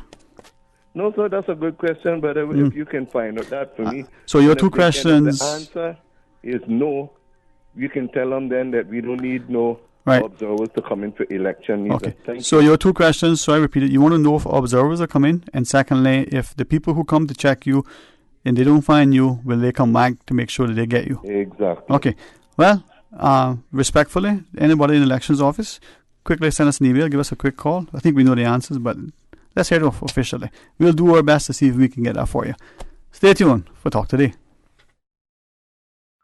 There are plenty of reasons to be a Logic customer. There's lightning-fast internet connectivity. There's the great overall customer experience. And now, you can improve your Wi-Fi connectivity with Logic Boost Wi-Fi for free. With Boost, you can extend your freedom to stream, game, and download seamlessly anywhere in your home, like your patio or your underground lair if you have one. Sign up now for any Logic Bundle package and get free Boost Wi-Fi for a limited time. Visit logic.ky for details. Sports fans, tune in to Radio Cayman Sports Extra Show. Hi, I'm Bruce Lee Colson. Sports Extra. This and every Tuesday night, right here on Radio Cayman, 89.9 and 93.9, Cayman Brack and Little Cayman. Sports Extra, from 7 to 8 p.m., right here on Radio Cayman, the voice of the Cayman Islands. Sports Extra. Proudly brought to you by King Sports Center, providing your fitness, recreation, and relaxation needs. The Tuesday and Thursday edition of The Business Buzz is brought to you by Cayman Medical Supplies, providing quality pharmaceuticals, medical supplies, and consumer products to healthcare providers, retailers, and ultimately the patients at a reasonable rate in a friendly, caring, and timely manner. Cayman Medical Supplies is located at number 93 Smith Road, Windward Center. Telephone 949-6211. Discover your purpose. Unleash your potential with U.S. Grammy-nominated gospel singer and motivational speaker, 22-year-old Jacqueline Carr, and local youth talent at Gospel Fest 2019. Lions Center, Sunday, June 30th, 6:30 p.m. Tickets $15 pre-sold. Performing Billboard hits, You're Bigger and You Will Win. Jacqueline Carr at Gospel Fest 2019. You can't afford to miss it. Tickets available at the following outlets: Cayman Islands Conference, ABNC, ValueMed Pharmacy, Christian Enlightenment Center, Bellagio Salon and Spa, Campbell's Auto Repairs and Sales, Funky Tangs Limited, the Physiotherapy Center, Rankins Plaza, Shop number 11, Plaza Venezia, North Sound Road. Stay up to date with the latest in healthy living and fitness trends every Saturday morning at 9:30 and Wednesday at 7 p.m. for the health of it with Tara Bush. Most clinics in the United States, they kind of like one surgery fits all. You're saying, that's not necessary. That's not going to be the case with me. And that's good to hear. For the health of it is proudly brought to you by GNC. Join the GNC community and take advantage of their discount days, the first 7 business days of every month and every Wednesday. GNC. Believe in the power of nutrition. Always separate debris from household garbage after a hurricane hits. Debris includes roofing materials, downed tree branches, and metals. All items of debris must be placed in separate piles to the front of the property or at a side that is easily accessible to collection trucks. Debris must be placed in a location that will not cause obstruction to roadways or come in contact with electrical lines. For more post-hurricane waste management tips, visit the DEH website at www.deh.gov.ky. Talk today. But I do have some questions. Talk today. Cayman Islands' foremost listeners participation program. Talk today. Because there are more questions than answers. What the public is saying. Waiting to take your calls right now. Sterling Dwayne Ebanks.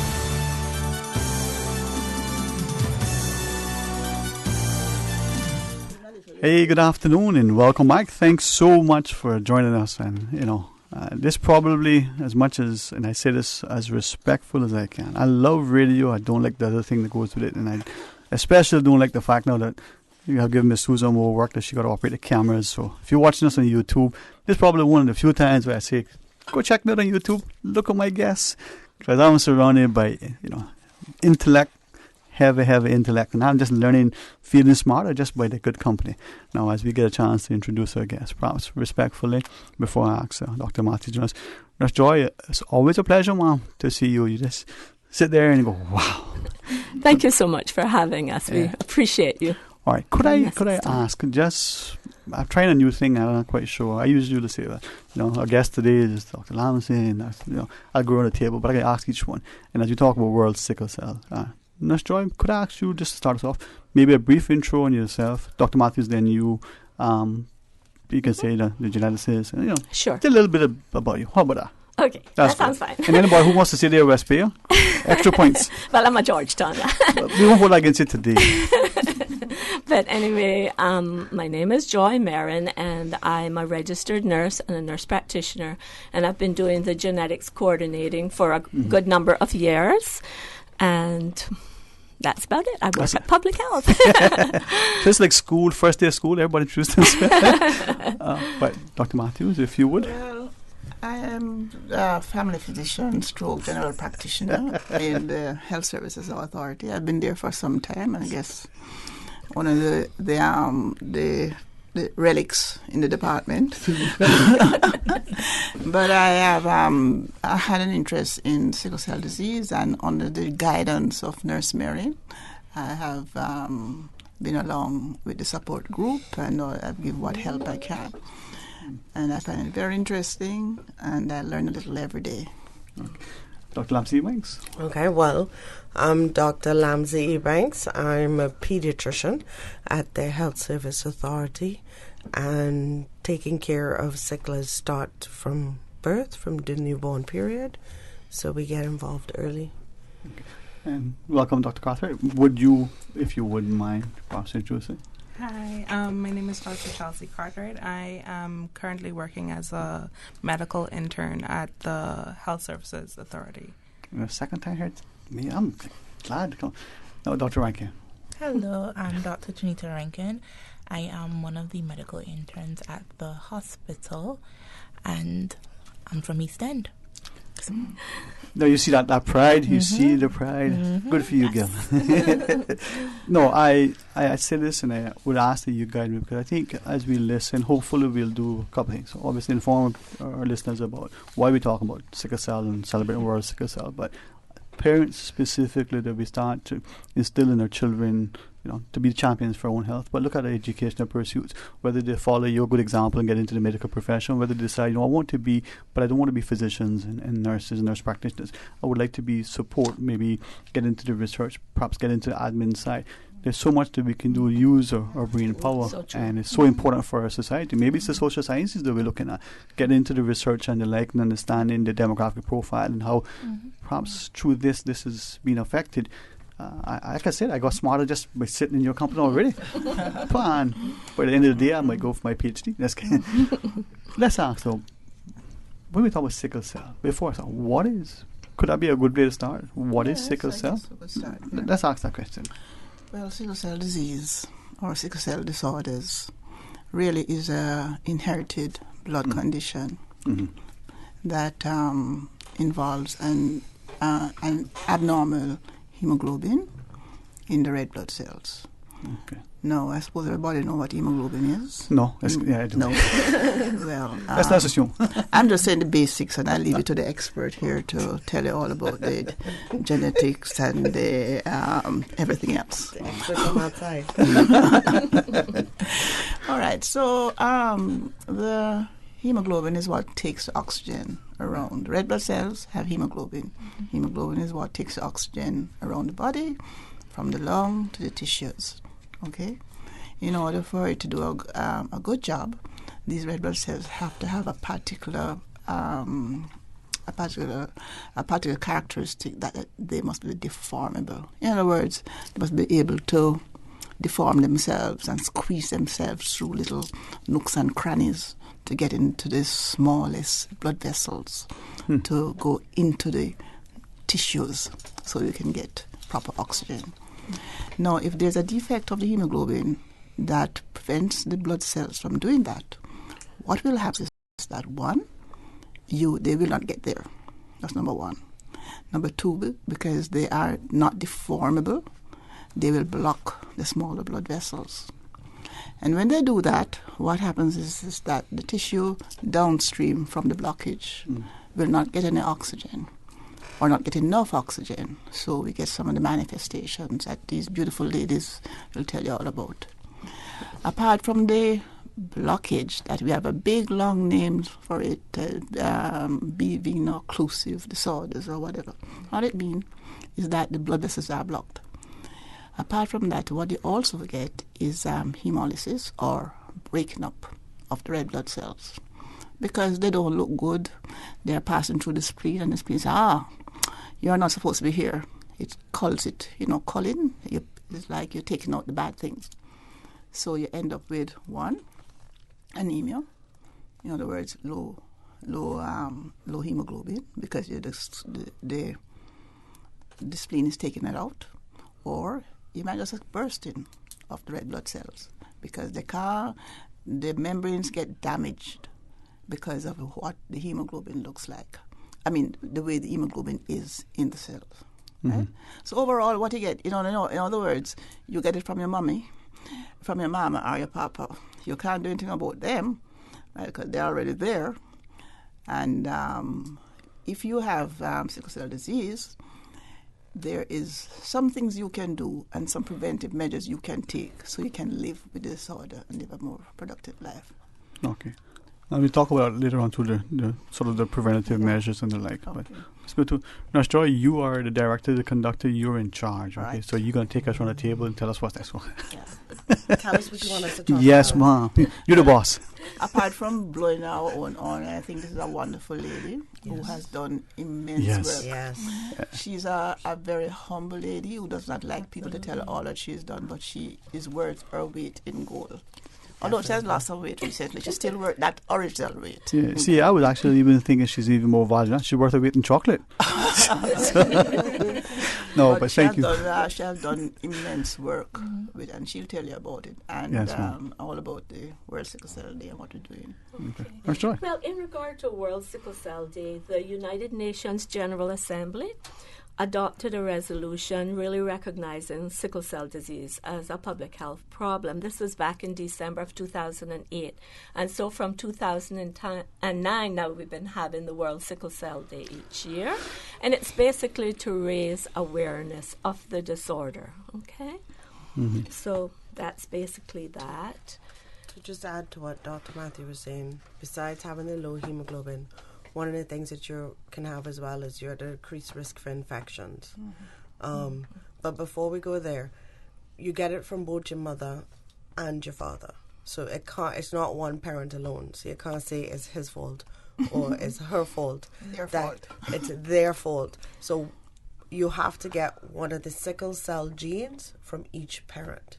So I can have a trait, meaning I only have one gene, because remember, every gene has two parts. Mm-hmm. You get one part from your mama, one part from your father, right?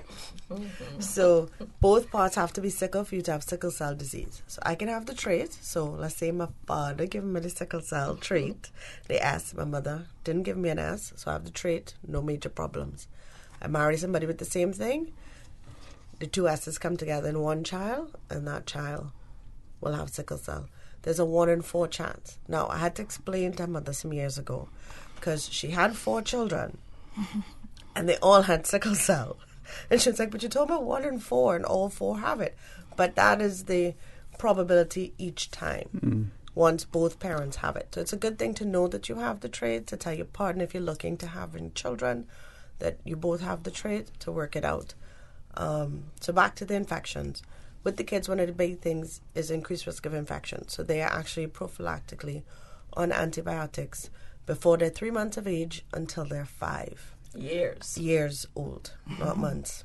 Mm-hmm. So and from 3 and 4 months to 5 years. Correct. Yeah. And this is because we were talking about the spleen. Now, the spleen is like a filter. You think about a fish tank, and you have a filter that cleans all the dirt and debris.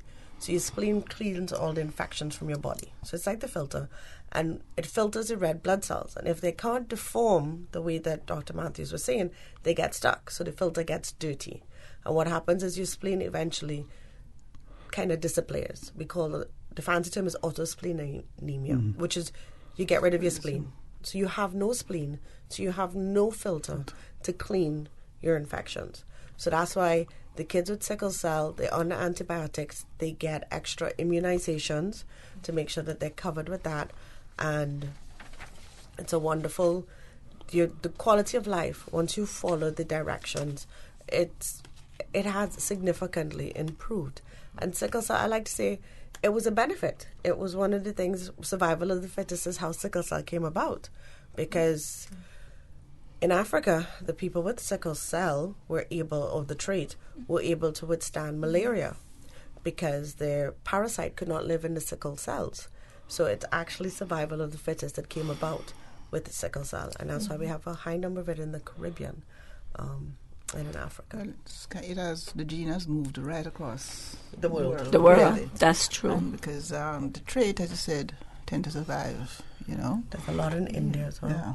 It's all across Europe, America. And something though I would like to say is that all of us have abnormal genes.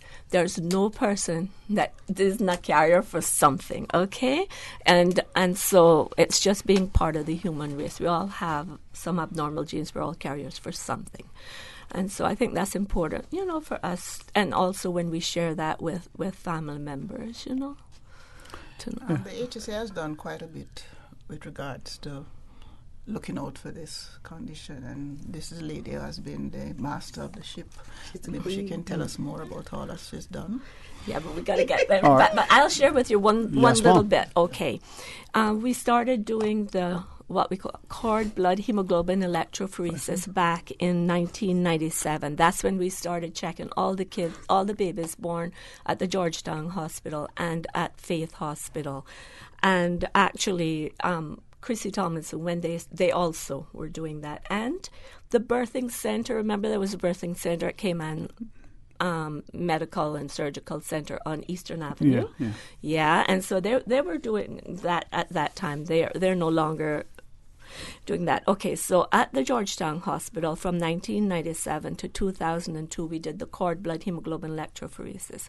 Then in April of 2002, we started doing newborn screening, a comprehensive screening, which includes much more than sickle, but it does include the sickle. And so we've been doing that ever since. And Chrissy Tomlinson also, CTMH doctors, they are also doing that. So we do that for all newborns, automatically. Not automatically. We always ask the midwives always ask the parents, but I don't think you have too many parents that refuse because it's a very good deal. I think it's included in the maternity. It is, and it's just a little heel prick. So it's not there's no, you have to find a vein or anything. It's a little heel prick, and they just put dots of blood on like filter paper, and it goes overseas, and we get it back within a week, 2 weeks. We know if it's abnormal, and our queen bee calls the parents, and if she needs one of the physicians with her, we're present to counsel them on the findings. And it's 50 different diseases it checks for. Yeah, I'm trying to remember. Yeah, because it is a sickle cell, but there are a number of other ones as well. And even though we're going to speak to sickle cell specifically, I think this is why in our community we need to start recognizing the extent of the resources we have in champion, and maybe if you will guide me, Nurse Joy specifically, when we're lobbying for things, that we're not just lobbying for street lights. We're also lobbying that we have the resources within our education and our health system so that we can make our society as healthy as possible. Dr. Matthew, you've been a constant source of inspiration and encouragement for many of us. As patients, as we come in, you'll share things. As you said, you've been a fixture. I don't want to use the word relic. A relic. Although relics are important. I know these young ones. Yes. I know these young ones, as they call them, want to take the floor. To take the floor and do their thing. But I just want to mention, you might wonder why screen, especially for why do we do it, and why and who. But we do mention about the newborns, okay? So you can know what your child, you might have a trait of sickle cell, and you don't know, because usually the people who have the traits, as Dr. Lamsley says here, these are usually called benign carriers. They usually, in my days, we were told that they were healthy people who had no problem at all, right? The thing is that we screen, but we let our people know the results. I was reading up somewhere the other day where newborn screening for sickle is mandatory in the States, but more than half of the people don't know, never get the results back. Yeah. So we inform more people.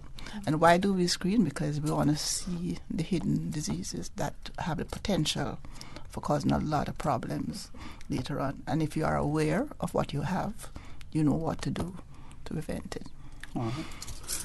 Well, if you want to jump in, both Dr. Carr and Dr. Rankin, I mean, as Dr. Matthews is saying, but when we look at it, I can ask a question, but is there anything initially you want to share with us? Well, to go off of what Dr. Matthew was saying, the parents, anyone who has sickle cell, the public needs to be aware that with sickle cell disease, there's numerous complications that can arise. The most common one is something called vaso-occlusive crisis or painful crisis that can start from young, where the baby has swelling in the hands or the feet, and it can progress to joint pains in older patients. There's also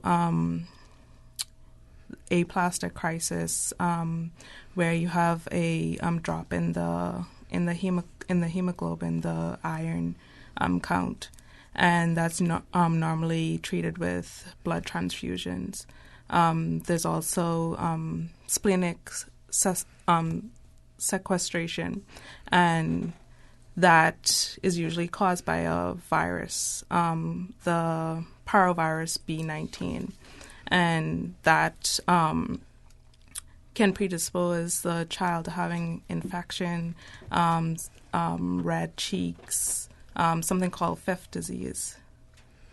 And then, of course, there's the acute chest syndrome, where because of the constriction of the blood vessels with the sickle cell disease, the patient is predisposed to infections in the chest, can have decreased blood supply causing something called an infarction.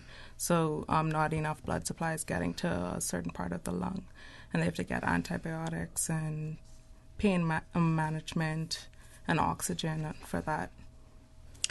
So what Dr. Cartwright just spoke about was the acute complications, but you also have chronic complications for sickle cell disease, and they affect many organs in the body.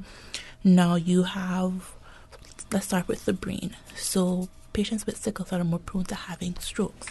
And we had a whole conversation on strokes last week, and they are also prone to seizures as well and headaches. Now with the eyes, they can develop visual disturbances, which may lead to blindness. Now with the lungs, Dr. Carter just talked about the acute chest where they have difficulty breathing, but then they can also develop pneumonia and asthma. With the heart, they can have an enlarged heart. It can also predispose them to having a myocardial infarction or a heart attack, and they can also have they can also go into heart failure with sickle cell disease. Now, when you can also go into the kidneys and the bladder, and they can have kidney failure. And with the infections, they're more prone to having a urinary tract infection, and they may also have blood in the urine. But for men can develop something called priapism, and that's where they have an unwanted, prolonged, and very painful erection. So it's called priapism, yes. For the liver and the gallbladder, they can have an enlarged liver. They can get abscesses in the liver. They can also get gallstones. And they can also have a blockage of the bile. So the patient may be very itchy, have no rash, and you might see them look yellow. Like Dr. Lamsey said, with the spleen, they have an enlarged spleen. However, patients may have leg ulcers. Patients with sickle cell will have sores on the legs that just won't heal. Okay.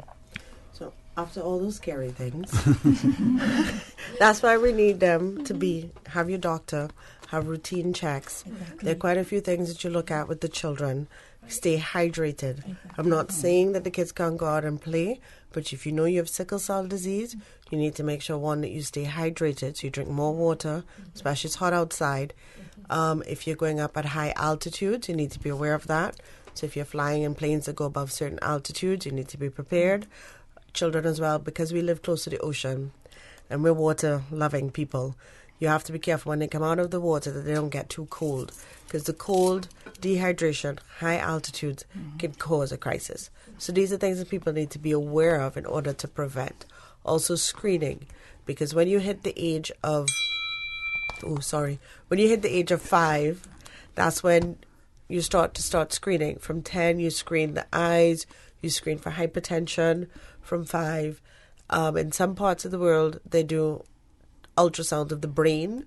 So you ultrasound blood flow in the brain to look for the strokes. So all this scary potential complications, we can actually take a look, prevent it. Mm-hmm. Keep track of your renal function. So if you have sickle cell disease, you have to have a doctor, and you have to have a management plan. We're not saying there's nothing you cannot do, but you need to be aware. Mm-hmm. Hydration, cold, high altitudes, things like that. We have to differentiate a bit between sickle cell disease and sickle cell disorders, right? Mm-hmm. If you have sickle cell disease, if you have inherited 2 sickle genes from your parents, you might have a sickle cell disorder where you have one sickle gene and another gene. So you could have a C, or you could have what they call the sickle cell trait. Right. Here you have one normal gene and one abnormal gene. So you get a mixture of both sickle and normal, and the cells with the potential for sickling and cells that don't sickle, the normal cells. Okay? Right. Why it's important is because we have been told that this is a normal carrier state. But these people, under certain conditions, can have all the complications of sickle cell. Okay. No, go ahead. All right. So when we come back, we'll continue with that, and we can talk more about the genetics of it. How is it inherited, the diagnosis, and the like, so that people start to appreciate it. And then as we talk about World Sickle Day, if you have the trait, there are certain things you have to look for. And even the person as a carrier. That's a carrier. Yeah, that's a carrier. The potential complications either. Yeah. Right? Okay. Apart from having a sickle child, there's other things that are at risk. Certainly want you to expand on that so that we get a much more informed perspective. To our listeners, after the news, rejoin us. We get a chance to share with you. Stay tuned, please, for Talk Today. Radio K-Man. Radio K-Man's newsroom. Headline. These are the biggest stories right now. Several safeguarding efforts will be discussed during tomorrow's quarterly meeting of the National Conservation Council. Perhaps most notable are the new matters up for discussion. They include an interim directive regarding the protection of the Ageleni's king-eye critical habitat. That's a flower that's endemic to Grand Cayman. The public meeting is tomorrow at 2 p.m. at the Government Administration Building. Good afternoon, I'm Dion Anglin with your headlines and news elsewhere. Dominic Raab has been knocked out of the Tory leadership race in the latest ballot of MPs, leaving 5 candidates in the battle to be the next MP. Boris Johnson once again came top of the ballot with 126 votes, 12 more than in the first round. Jeremy Hunt, Michael Gove, Sajid Javed and Rory Stewart also got enough votes to make it into the next round. Berlin's left-wing government has approved a plan to freeze rents in the German capital for the next 5 years. Rents have risen sharply in the city, and there have been rallies urging the authorities to keep housing affordable. The plan is expected to become law in January. It could apply to 1.4 million properties, but not to social housing regulated separately or new builds. And with their sled in tow, a pack of dogs trudge towards a distant mountain range in northwest Greenland. The stunning picture may seem typical enough of the Danish territory. What's beneath their feet, a shallow pool of crystal blue water, is anything but. Last week, however, temperatures soared well above normal levels in Greenland, causing about half of its ice sheet surface to experience melting. That's a wrap of your headlines. I'm Dion Anglin. Radio Cayman, the voice of the Cayman Islands. What's happening in your community? News and information, music and more. You can find us. www.radiocayman.gov.ky. Like us on Facebook and follow us on Twitter. Radio Cayman is your choice, your voice for today's biggest news. Radio Cayman.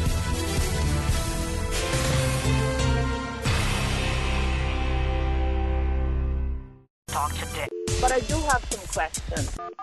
Talk today. Cayman Islands' foremost listeners participation program. Talk today. Because there are more questions than answers. What the public is saying. Waiting to take your calls right now. Sterling Dwayne Ebanks.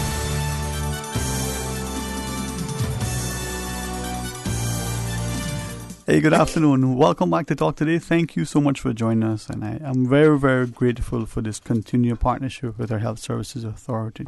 Not just because, and if this seems an improper statement, chastising, but I believe truly that the strength of our society lies in a very strong, robust, well-resourced and respected health services. And, we have it. So in the presence of Dr. Lamzi Ebanks, Dr. Matthews, Nurse Joy Marion, together, with their colleagues, Dr. Catherine and Dr. Rankin. Thank you for sharing as we talk about World Sickle Cell Day. And I hope that as a community, we may look at our society and we may say, well, sickle cell is only, and we don't know anything about it. We only know 2 people in the last 200 years, for argument's sake. But as 2 people in our society that is affected by something, how can we be respectful? How can we be cognizant? How can we be helpful so that we understand? But I think, with the greatest respect, Cayman is a global place. We travel, our people go overseas to work just like our forefathers. We go overseas to study. People come here. I mean, who knows what else happens? But anyway, we'll leave that be. Help us. So we're talking about the globalization of Cayman. So we were discussing, we think it's 113, 5 different nationalities. Plus West Bears. And EastEnders. So that's where... So where does Borden Town fit in? There's a Borden Town? So that's where you increase the probability of having sickle cell. So before we went to break, you were talking about how it's transmitted. And I've been practicing my non-medical breakdown of it. Oh, I was just about to take notes. Medical breakdown. All right. So you have...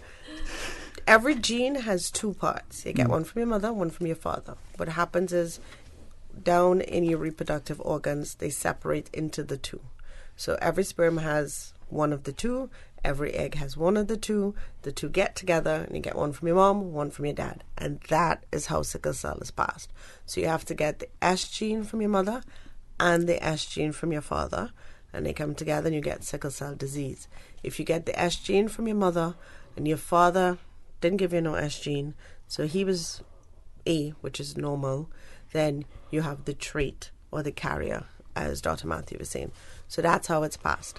And just in case I don't get a chance to talk again, I want to make sure I talked about, and I repeat it again, hydration, high altitudes, and what was the third one? Hypothermia, potential be right. warm, yeah. And children with sickle cell, you don't play with infections and fever. I always tell them, when in doubt with a fever, with any sickler, come to the emergency department.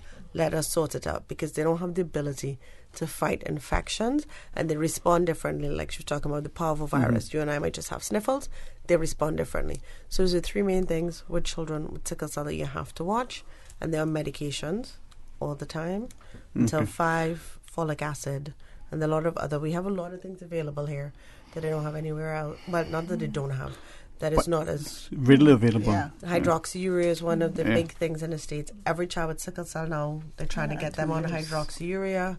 And we have it available. We don't give it to every child. We give it to children that have frequent, because there are side effects to everything. Yeah. So children that have frequent crises or complications. Could we ask then if... sorry, Dr. Matthew. I was going to ask... we understand, we understand the stickler, as you call it, the person with the stickler, but then the carrier, the person with the trait. Apart from before I go there, we have what we call sickle cell variants. That is not where you have one sickle gene and another abnormal gene. Okay, so it's not just then you're not only getting a gene that says you have a sickle hemoglobin. You also have a gene that says you don't have enough. doesn't make enough, a thalassemia, right?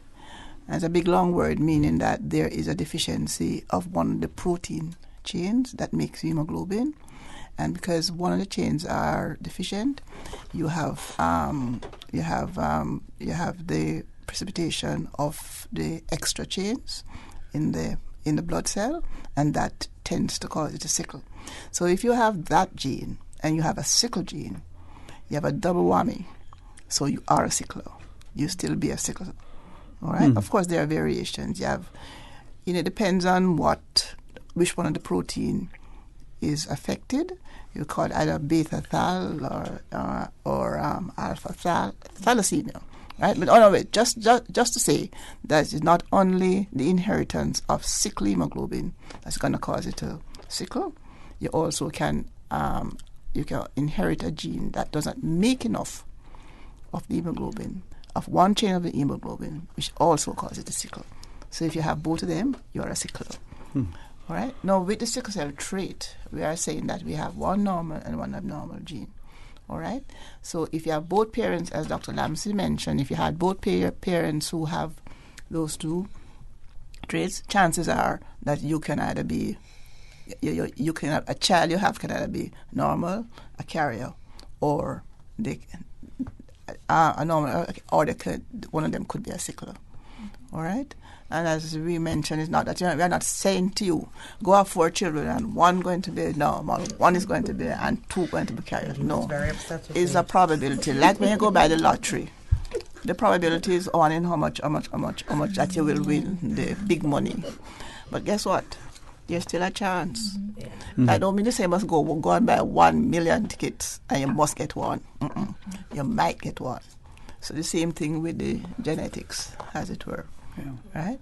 So, but these people are usually thought to be, but there are certain conditions that definitely is associated with the sickle trait, right? And we have to be aware of them, apart from the other things that we get in sickle anemia that they can get if they are infected, as Dr. Lavin said. You keep away from infection, you keep yourself warm, and you keep yourself well hydrated. Low to the ground. Right? There are certain conditions that are associated. So don't get high then, the way you say. I mean, in altitude. There are certain conditions that are associated with the sickle cell trait. Like I like to mention this particular type of cancer. Very rare, very aggressive, but they tend to occur almost exclusively in people with the trait. Right? And those are things you look out for. Right?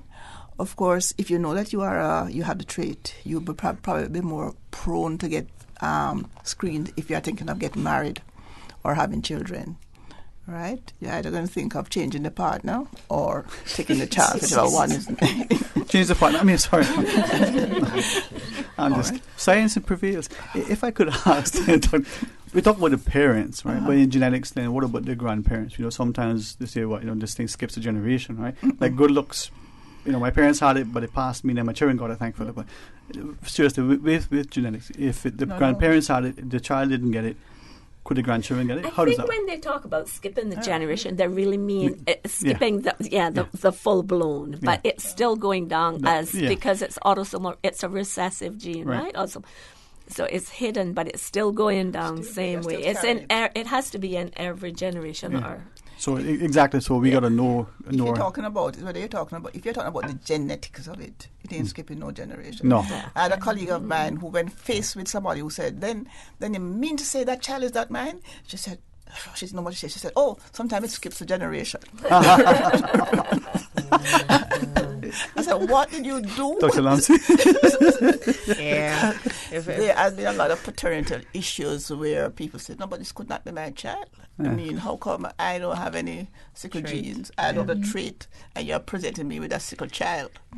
But it could not be my child. That's why it's important to know who you're for. Who you're for. You know who you're for, not only to whether or not the trait, where it came from, but if there's a family of illnesses, if you know he has a cousin or a brother or an aunt that has sickle cell disease, then there's a chance that they can have the trait. So you need to know the background of the person that you're going to procreate with. Nurse Joy, if I may ask, though, and that's why I say this, we look at our society, even if we were to, I don't know if we can still, but even we look just at the Cayman population, as it were, we don't seem to statistically understand some of our profiles. Maybe because we're not willing to give up the research and participate. Think of the call some years ago for the BRCA gene study. Come out and get tested so you'll know. Are we to a point where in our society we're starting to look at genetics, we're starting to look at it and say, okay, as Dr. Lamsley was sharing, know your ancestral history and know the things so that you understand the probabilities. And yes, the grandparent, but the grandparent's brother or aunt may have had it, and it may be far down the line, but you still potentially could be affected. You might be expressing it physically. Physically, yeah. They call it phenotypic expression. Yes. But genetically, it's there. Still there. And it might emerge, might penetrate in somebody down else. the line way back. But Nurse Joy can tell you all about that. Well, something that I try to do, I go into the high schools, both the government and the private schools, and I talk with the high school kids in regard to genetic disorders in Cayman and what we have had here. And also I talk to them about doing their family tree, because it is so important to find, first of all, it's great to talk with some of the older people in your family. You can get a lot of information. You get that information. You write down as much as you can. You keep it in a safe place. Maybe 40 years from now, some of that information will be needed. The people that you know, I tell them that are old now, they're going to be dead and gone by then. And so it's good to do a family tree, but it's also good to do the family tree of the person that you hope to spend the rest of your life with, or, at least we can exchange your kids with no we can. Huh? and so it's important because, genetic disorders are found in every race, in every socioeconomic group. So it doesn't matter. Yeah, we're here in Cayman and we talk about Cayman, but wherever you go, there will be genetic disorders, different ones. So you need to make sure you do the. And I tell them, find out, about that person's family as well. Okay. And even if you have done a perfect job, you've figured out, okay, you went and got tested. If you weren't tested as a baby, you found out you don't have sickle trait. Your partner doesn't have sickle trait. With every pregnancy, you run a 3% risk of having a child with birth defects. 3%. 3%. You turn that around, you say, okay, 97% of the time everything is fine if, you check this and that. But that is always there. No pregnancy is without risk. And it's something to bear in mind. And that I try to tell the young people, think about that, get your education, get all that first. And there you go.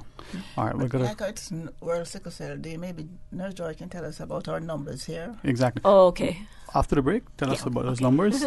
Okay, here's the numbers we're going to tell you: 949-8037, 949-6990. And if you're playing tomorrow, numbers... No, just kidding. When we come back, we'll talk today.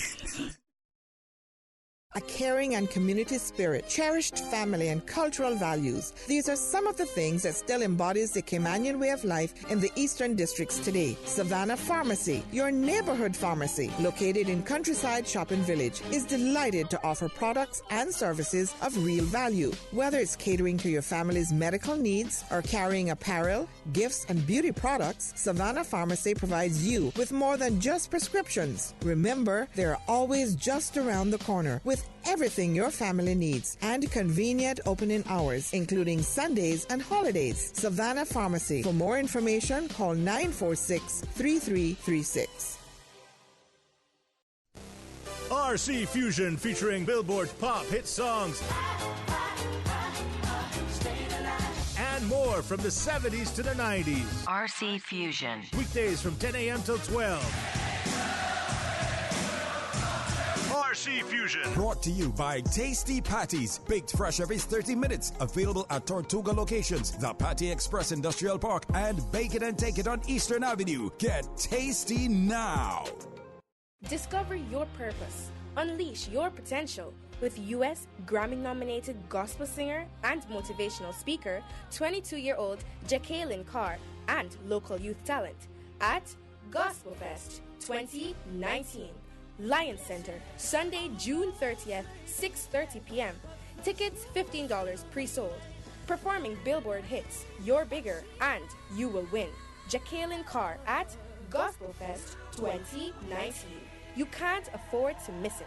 Tickets available at the following outlets: Cayman Islands Conference, ABNC, ValueMed Pharmacy, Christian Enlightenment Center, Bellagio Salon and Spa, Campbell's Auto Repairs and Sales, Funky Tanks Limited, the Physiotherapy Center, Rankins Plaza, Shop number 11, Plaza Venezia, North Sound Road.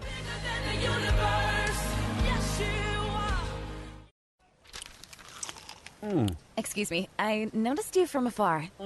Really? Me? Well, not you. The KFC sandwich you're eating? Oh, Zinger. Sorry, I'm not trying to be funny. No, it's called the Zinger Sandwich. Crunchy, juicy, 100% chicken breast, crisp lettuce, sweet mayo on a seeded bun with a little zing. KFC's chicken is not factory breaded, frozen and refried like the Burger Boys. Customize your KFC Zinger and dip it in barbecue sauce. Wow, now I'm starting to notice you too. KFC, it's finger licking good. See what I'm saying? We're back. I know you all were pining for the show because every time I go out, I keep hearing, when you going to do next show? When you do next show? I like that show, you know? I like that show. So join us for the next. See what I'm saying? I don't know when it is. It's 12:15 to 2:30. You don't want to miss this unique, informative audience participation, light-hearted show with lots and lots of Cayman jokes, culture, and guests. As we talk about things we say and do, it happening every third Friday on Talk Today. See what I'm saying is a special feature of Talk Today with contributions from the National Museum, a language, history, and culture show on Radio Cayman 89.9 and 93.9 FM. Proudly sponsored by Cayman National Bank, proudly serving the Cayman Islands since 1974. Talk Today. But I do have some questions. Talk Today. Cayman Islands' foremost listeners participation program. Talk Today. Because there are more questions than answers. What the public is saying. Waiting to take your calls right now. Sterling Dwayne Ebanks.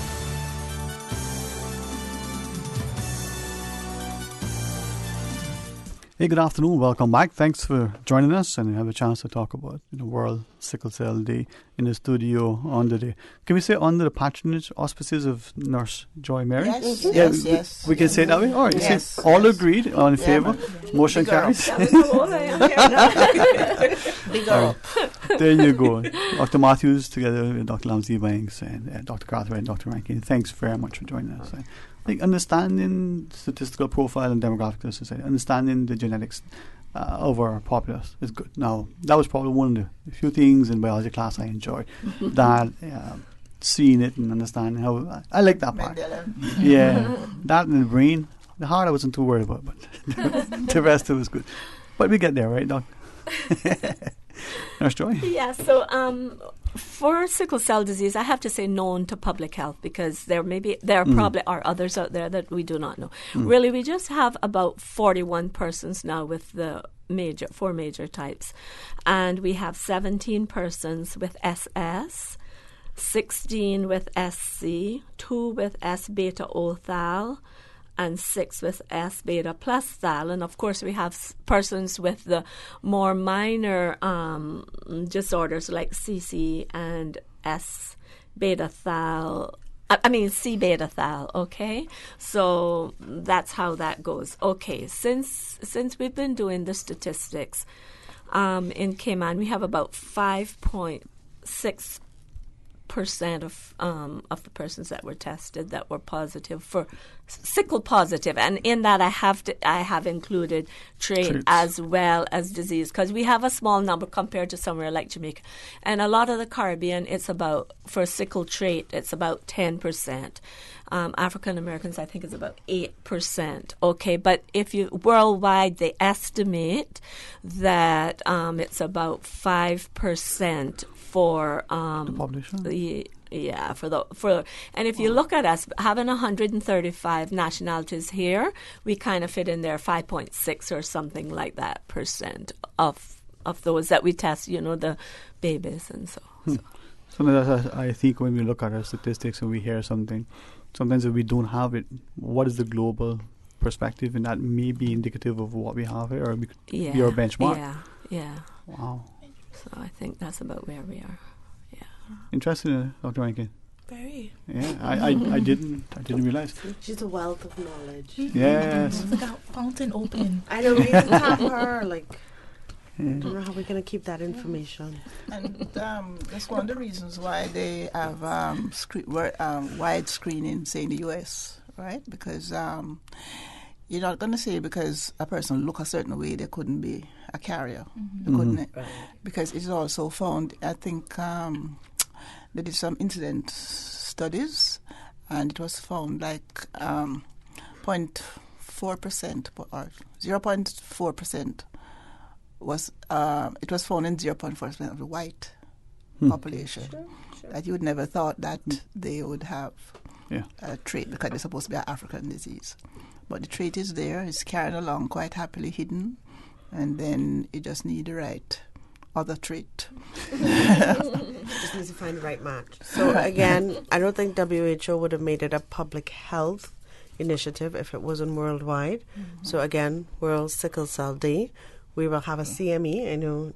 Yes, tomorrow evening. Tomorrow evening at 5:15 in Hibiscus at HSA and Georgetown Hospital, where there'll be presenters on sickle cell disease, looking at the trait. That's Dr. Matthews will be talking about the trait, and the young doctors here will be talking about the complications. No, it will be Doctor. Oh, they look shocked. I said, what? Did you see that? When they're telling me now? Somebody will be talking about the doctor, our pain management doctor. Right. Consultant. She will be doing one of the very, very common presentation of people. They're so painted over there. I'm sorry. That was classic. Camera, no. Yes. That expression on their face when they were doing the presentation tomorrow. But we've all been there, right? Yeah. We've all can relate to that. And what do you mean? I would do that. What? No. What? Anyways, Doctor, you remember the doctor's Dr. Judith Nichols. She's our pain specialist, and she's going to be talking about the approaches. The presentation, because one of the most common presentation of people with sickle cell disease is pain. Mm-hmm. Yeah. Pain, and it's a thing that we have in our medical settings. We have to recognize, because in lots of settings, not necessarily here, but worldwide, sometimes these people are not treated well. Because they seem to be normal, and all of a sudden they keep coming back. They're in pain. They are seen sometimes to be drug seekers, and you might find that they, apart from the distress of being in pain, they are distressed with being not believed or being distressed with being undertreated, right? And being told that this is what will work for you. So one of the things we have learned over the years is that we have to listen to the patients and find what works for them. And we have to make an exception. We have to treat the pain and treat it fast, because it can be devastating. Right. Dr. Kenneth Charles, he taught hematology at UE, he always said that a sickler is not faking the pain. Give them the pain medication, err on the side of that they're in actual pain. And in this day and age with the opioid crisis, it becomes a big issue when they're coming back to seek medication. But again, if it's a sickler, you have to give them the pain medication. The addiction will occur. We're not saying that it doesn't, might, depending on how often. But again, that does not mean that you should not treat the pain. Yeah. You have to treat the pain initially and then address the reasons why they're getting it or why they're coming back afterwards. And remember that there's the multimodal approach. Yeah, it's not just a matter of treating the pain and go. Treat the pain and you go until next time. We have to address why this is happening. Okay? I mean, is there an infection? Are they stressed? Even stress itself can bring the pain on. Wow. Right? And I mean, you're talking about severe pain. What some of our group says, our sickle cell group, that they live on a background of pain, but then the crisis pain, that is pain on steroids. That is pain. Yeah, I think too, we, as I listen to, the wider community, the co-workers, the extended families, if we can, I don't necessarily empathize, but at least we can be sensitive to that. Maybe we could understand. There's constant pain, but then there's this hyper pain, right? Yes, there's this crisis that you get, I did a presentation for the teachers at Georgetown Primary because they had one student with sickle cell disease and they wanted to be aware of it. And they came to me, and I thought that initiative was really that they were trying to support the child from all around. They wanted to make sure that they were there for that child. So it's things like that. I mean, educating the community, that's what Sickle Cell Day is about. It's about sharing the education, sharing the information. Well, we know that on our bulletin board for telling we hear, the Sickle Cell Support Group is meeting. So there is a support group. What can you tell us about that? Well, we meet, there is a support group, been going for many years, from back like 1996. And we meet 3 to 4 times a year. And the public is invited to it. Often it's a small group that comes there, and it's, often persons who have the disorder itself, but it is so, people need to take advantage of that because the persons with the trait need to be there. The family members need to be there. Everybody really can learn from it. Even if you don't have it in your family, come and learn some, You see, I think our culture in Cayman is that you don't want people to know what you're sick with, what you have. That's just a culture. I mean, it's something that and you don't want to come out and show yourself that, well, I have it. All right? Also, there are, like I mentioned, there are certain disadvantages of people knowing that what you have. Because you're at risk. You're thinking, oh my God, I'm not going to get this job, or they're going to say I'm going to be sick so often, so I'm not going to give me the job. Or they might want insurance, and they say, oh, you have a pre-existing condition, you ain't getting no insurance, right? So there are certain disadvantages of being sick, but then you have to weigh the risk benefit. The benefit is that you are in company with people who are either living with the disorder or is living with somebody with the disorder who want help. You can share little nuances that is not out there. Right? And you can, that way you help each other. Especially if you say, I know this works for me, or if I do this, this doesn't happen, or then you could try it. You might find that your outcome is much better than if you were just suffering on your own, your own suffering. I like it for the new parents, because if you have two parents with a trait, and you tell them their child now has sickle cell disease, we've had a few counselings that went, boxes of tissues. And I think it's important for them to go to these support sessions so that they can actually see adults, older individuals living with it, talk to other parents, get the support. So I try to get the newly diagnosed especially to at least get into a couple of the meetings to get the support. We referenced earlier, and I recognize the time, so I appreciate a few minutes or extra, but preventative measures, prevention is... Prevention of the attacks. Yeah, Keep yourself warm. What can we talk about? I know we talk about, don't get high. See, look, hydrate, keep yourself warm. Remember infections, vaccinations. Make sure you get all your vaccinations. Take your medication prophylactically. Go for all your screenings. Test your eyes, your blood pressure, your kidneys. Eat healthy. Listen everything to else. Talk show. All of those lifestyle training. Yeah. And Along with all the doctors. And if you see abnormal things happening to you, like for instance blood in the urine, or if you see your urine looking like Coca-Cola, it's not the Coca-Cola you drank last night. It's probably blood in the urine, right? And that has serious. It can be nothing. It can be slight, but it can be serious, and you need to get checked to find things like that. Not every country screens. So again, you need to be aware with the children. Painful, swollen hands, feet, repeat infections. There's a family history of it. Just be aware.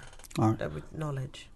Well, I appreciate it, and not only through the good office of your communications who help us with these sort of scheduled discussions, but independently, if you wish, please avail yourselves of the opportunity, because I think if we as a public increasingly can understand the terminology, become familiar, be appreciative of what's happening, we become much, much more informed and positioned to do better, for ourselves and for our families. So it's so important. But you are a fountain of knowledge, Nurse Joy. Honestly. Look at these doctors, believe me. Back at up them and don't suffer in silence. Ask questions. Ask. That's it, man. Be like that young student, constantly asking questions. Well, as we close out, perhaps Dr. Rankin, maybe we start with Dr. Rankin first, you think? Yeah. And then Dr. Carter? Yeah. Why not? We go to the East for wisdom. Men from the East. So in closing, I just want to thank you for the invitation as well. I've learned a lot. Even though we were here giving the information, I was learning as well. I just want to tell the people out there just to, be open and be encouraged. There is help. When you have a crisis, come in. Also, to the family members, listen to them, because they may be having an attack or a crisis, and you might just be thinking, oh, they had one yesterday, or oh, they had one today. They just want attention. No, that's not what is happening. They're actually having it. Help them, bring them in, listen to them, because it's when we listen to them is when we can actually treat and we know what is going on. Also, family support. Family support is so needed, and it needs to be encouraged with patients who have sickle cell. So, Dr. Kaufman, okay. Thank you for having us. I think what is important is to take care of yourself. Get your vaccinations. Make sure that they're up to date, your influenza, pneumococcal vaccinations. And also, like Dr. Lamsey was saying, parents should feel for the spleen, make sure, check up on the child to make sure that they're all right, and bring them into hospital if you notice any differences in their condition. All right, thanks. Nurse Joy, Mom? I guess I would say to the people who may have trait, before you get too serious with someone of the opposite gender, get that person checked. True.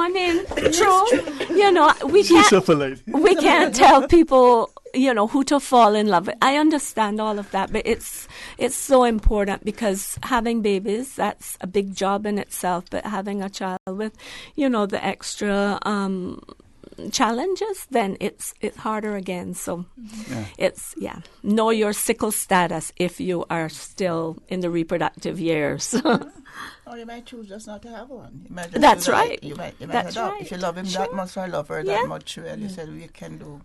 And we know that, yeah. I'll get it from elsewhere. Absolutely. Why are you laughing? Was that my last word? No, Thank you for having us. Yes, and I'll leave with, for sicklers, stay hydrated, keep warm, and stay away from infections. All right. But thank you all very much. You've not only left us so that this has been a memorable discussion we can recall, but you've made it enjoyable as well as very educational. And thanks very much. It's a pleasure. Thank you very much. Thank you for having us. Yes. It is an honor, and thanks to our HSA for their continuing educational opportunities for the public. To our listeners, we have a wonderful society. I love this place. Honestly, I love it. There are some things that will be better if we work together for the collective good. And as we start to love and respect each other, whether on the roads, whether in our homes, we make a healthier society, All right, tomorrow. And not only for those from East End. Yeah. yeah, everybody. Even those from East End. Even those from East End. And don't forget. You know what I'm saying? You guys are awesome. Thank you so much. Thank you. Please join Mr. Art in the morning for the record. We want you to be part of our talk today right after the midday news. And until tomorrow, as we say, our prayer is you'll be blessed. Talk Today is brought to you by Fidelity Bank. For all your banking needs, visit fidelitygroup.com. Fidelity, we're good for you.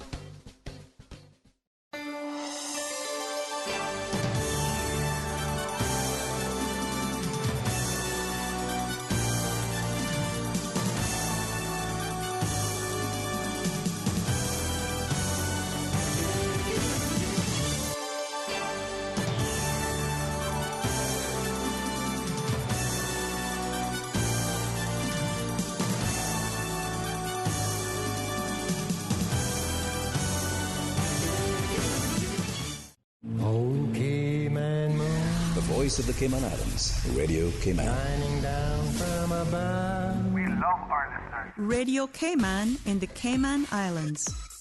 After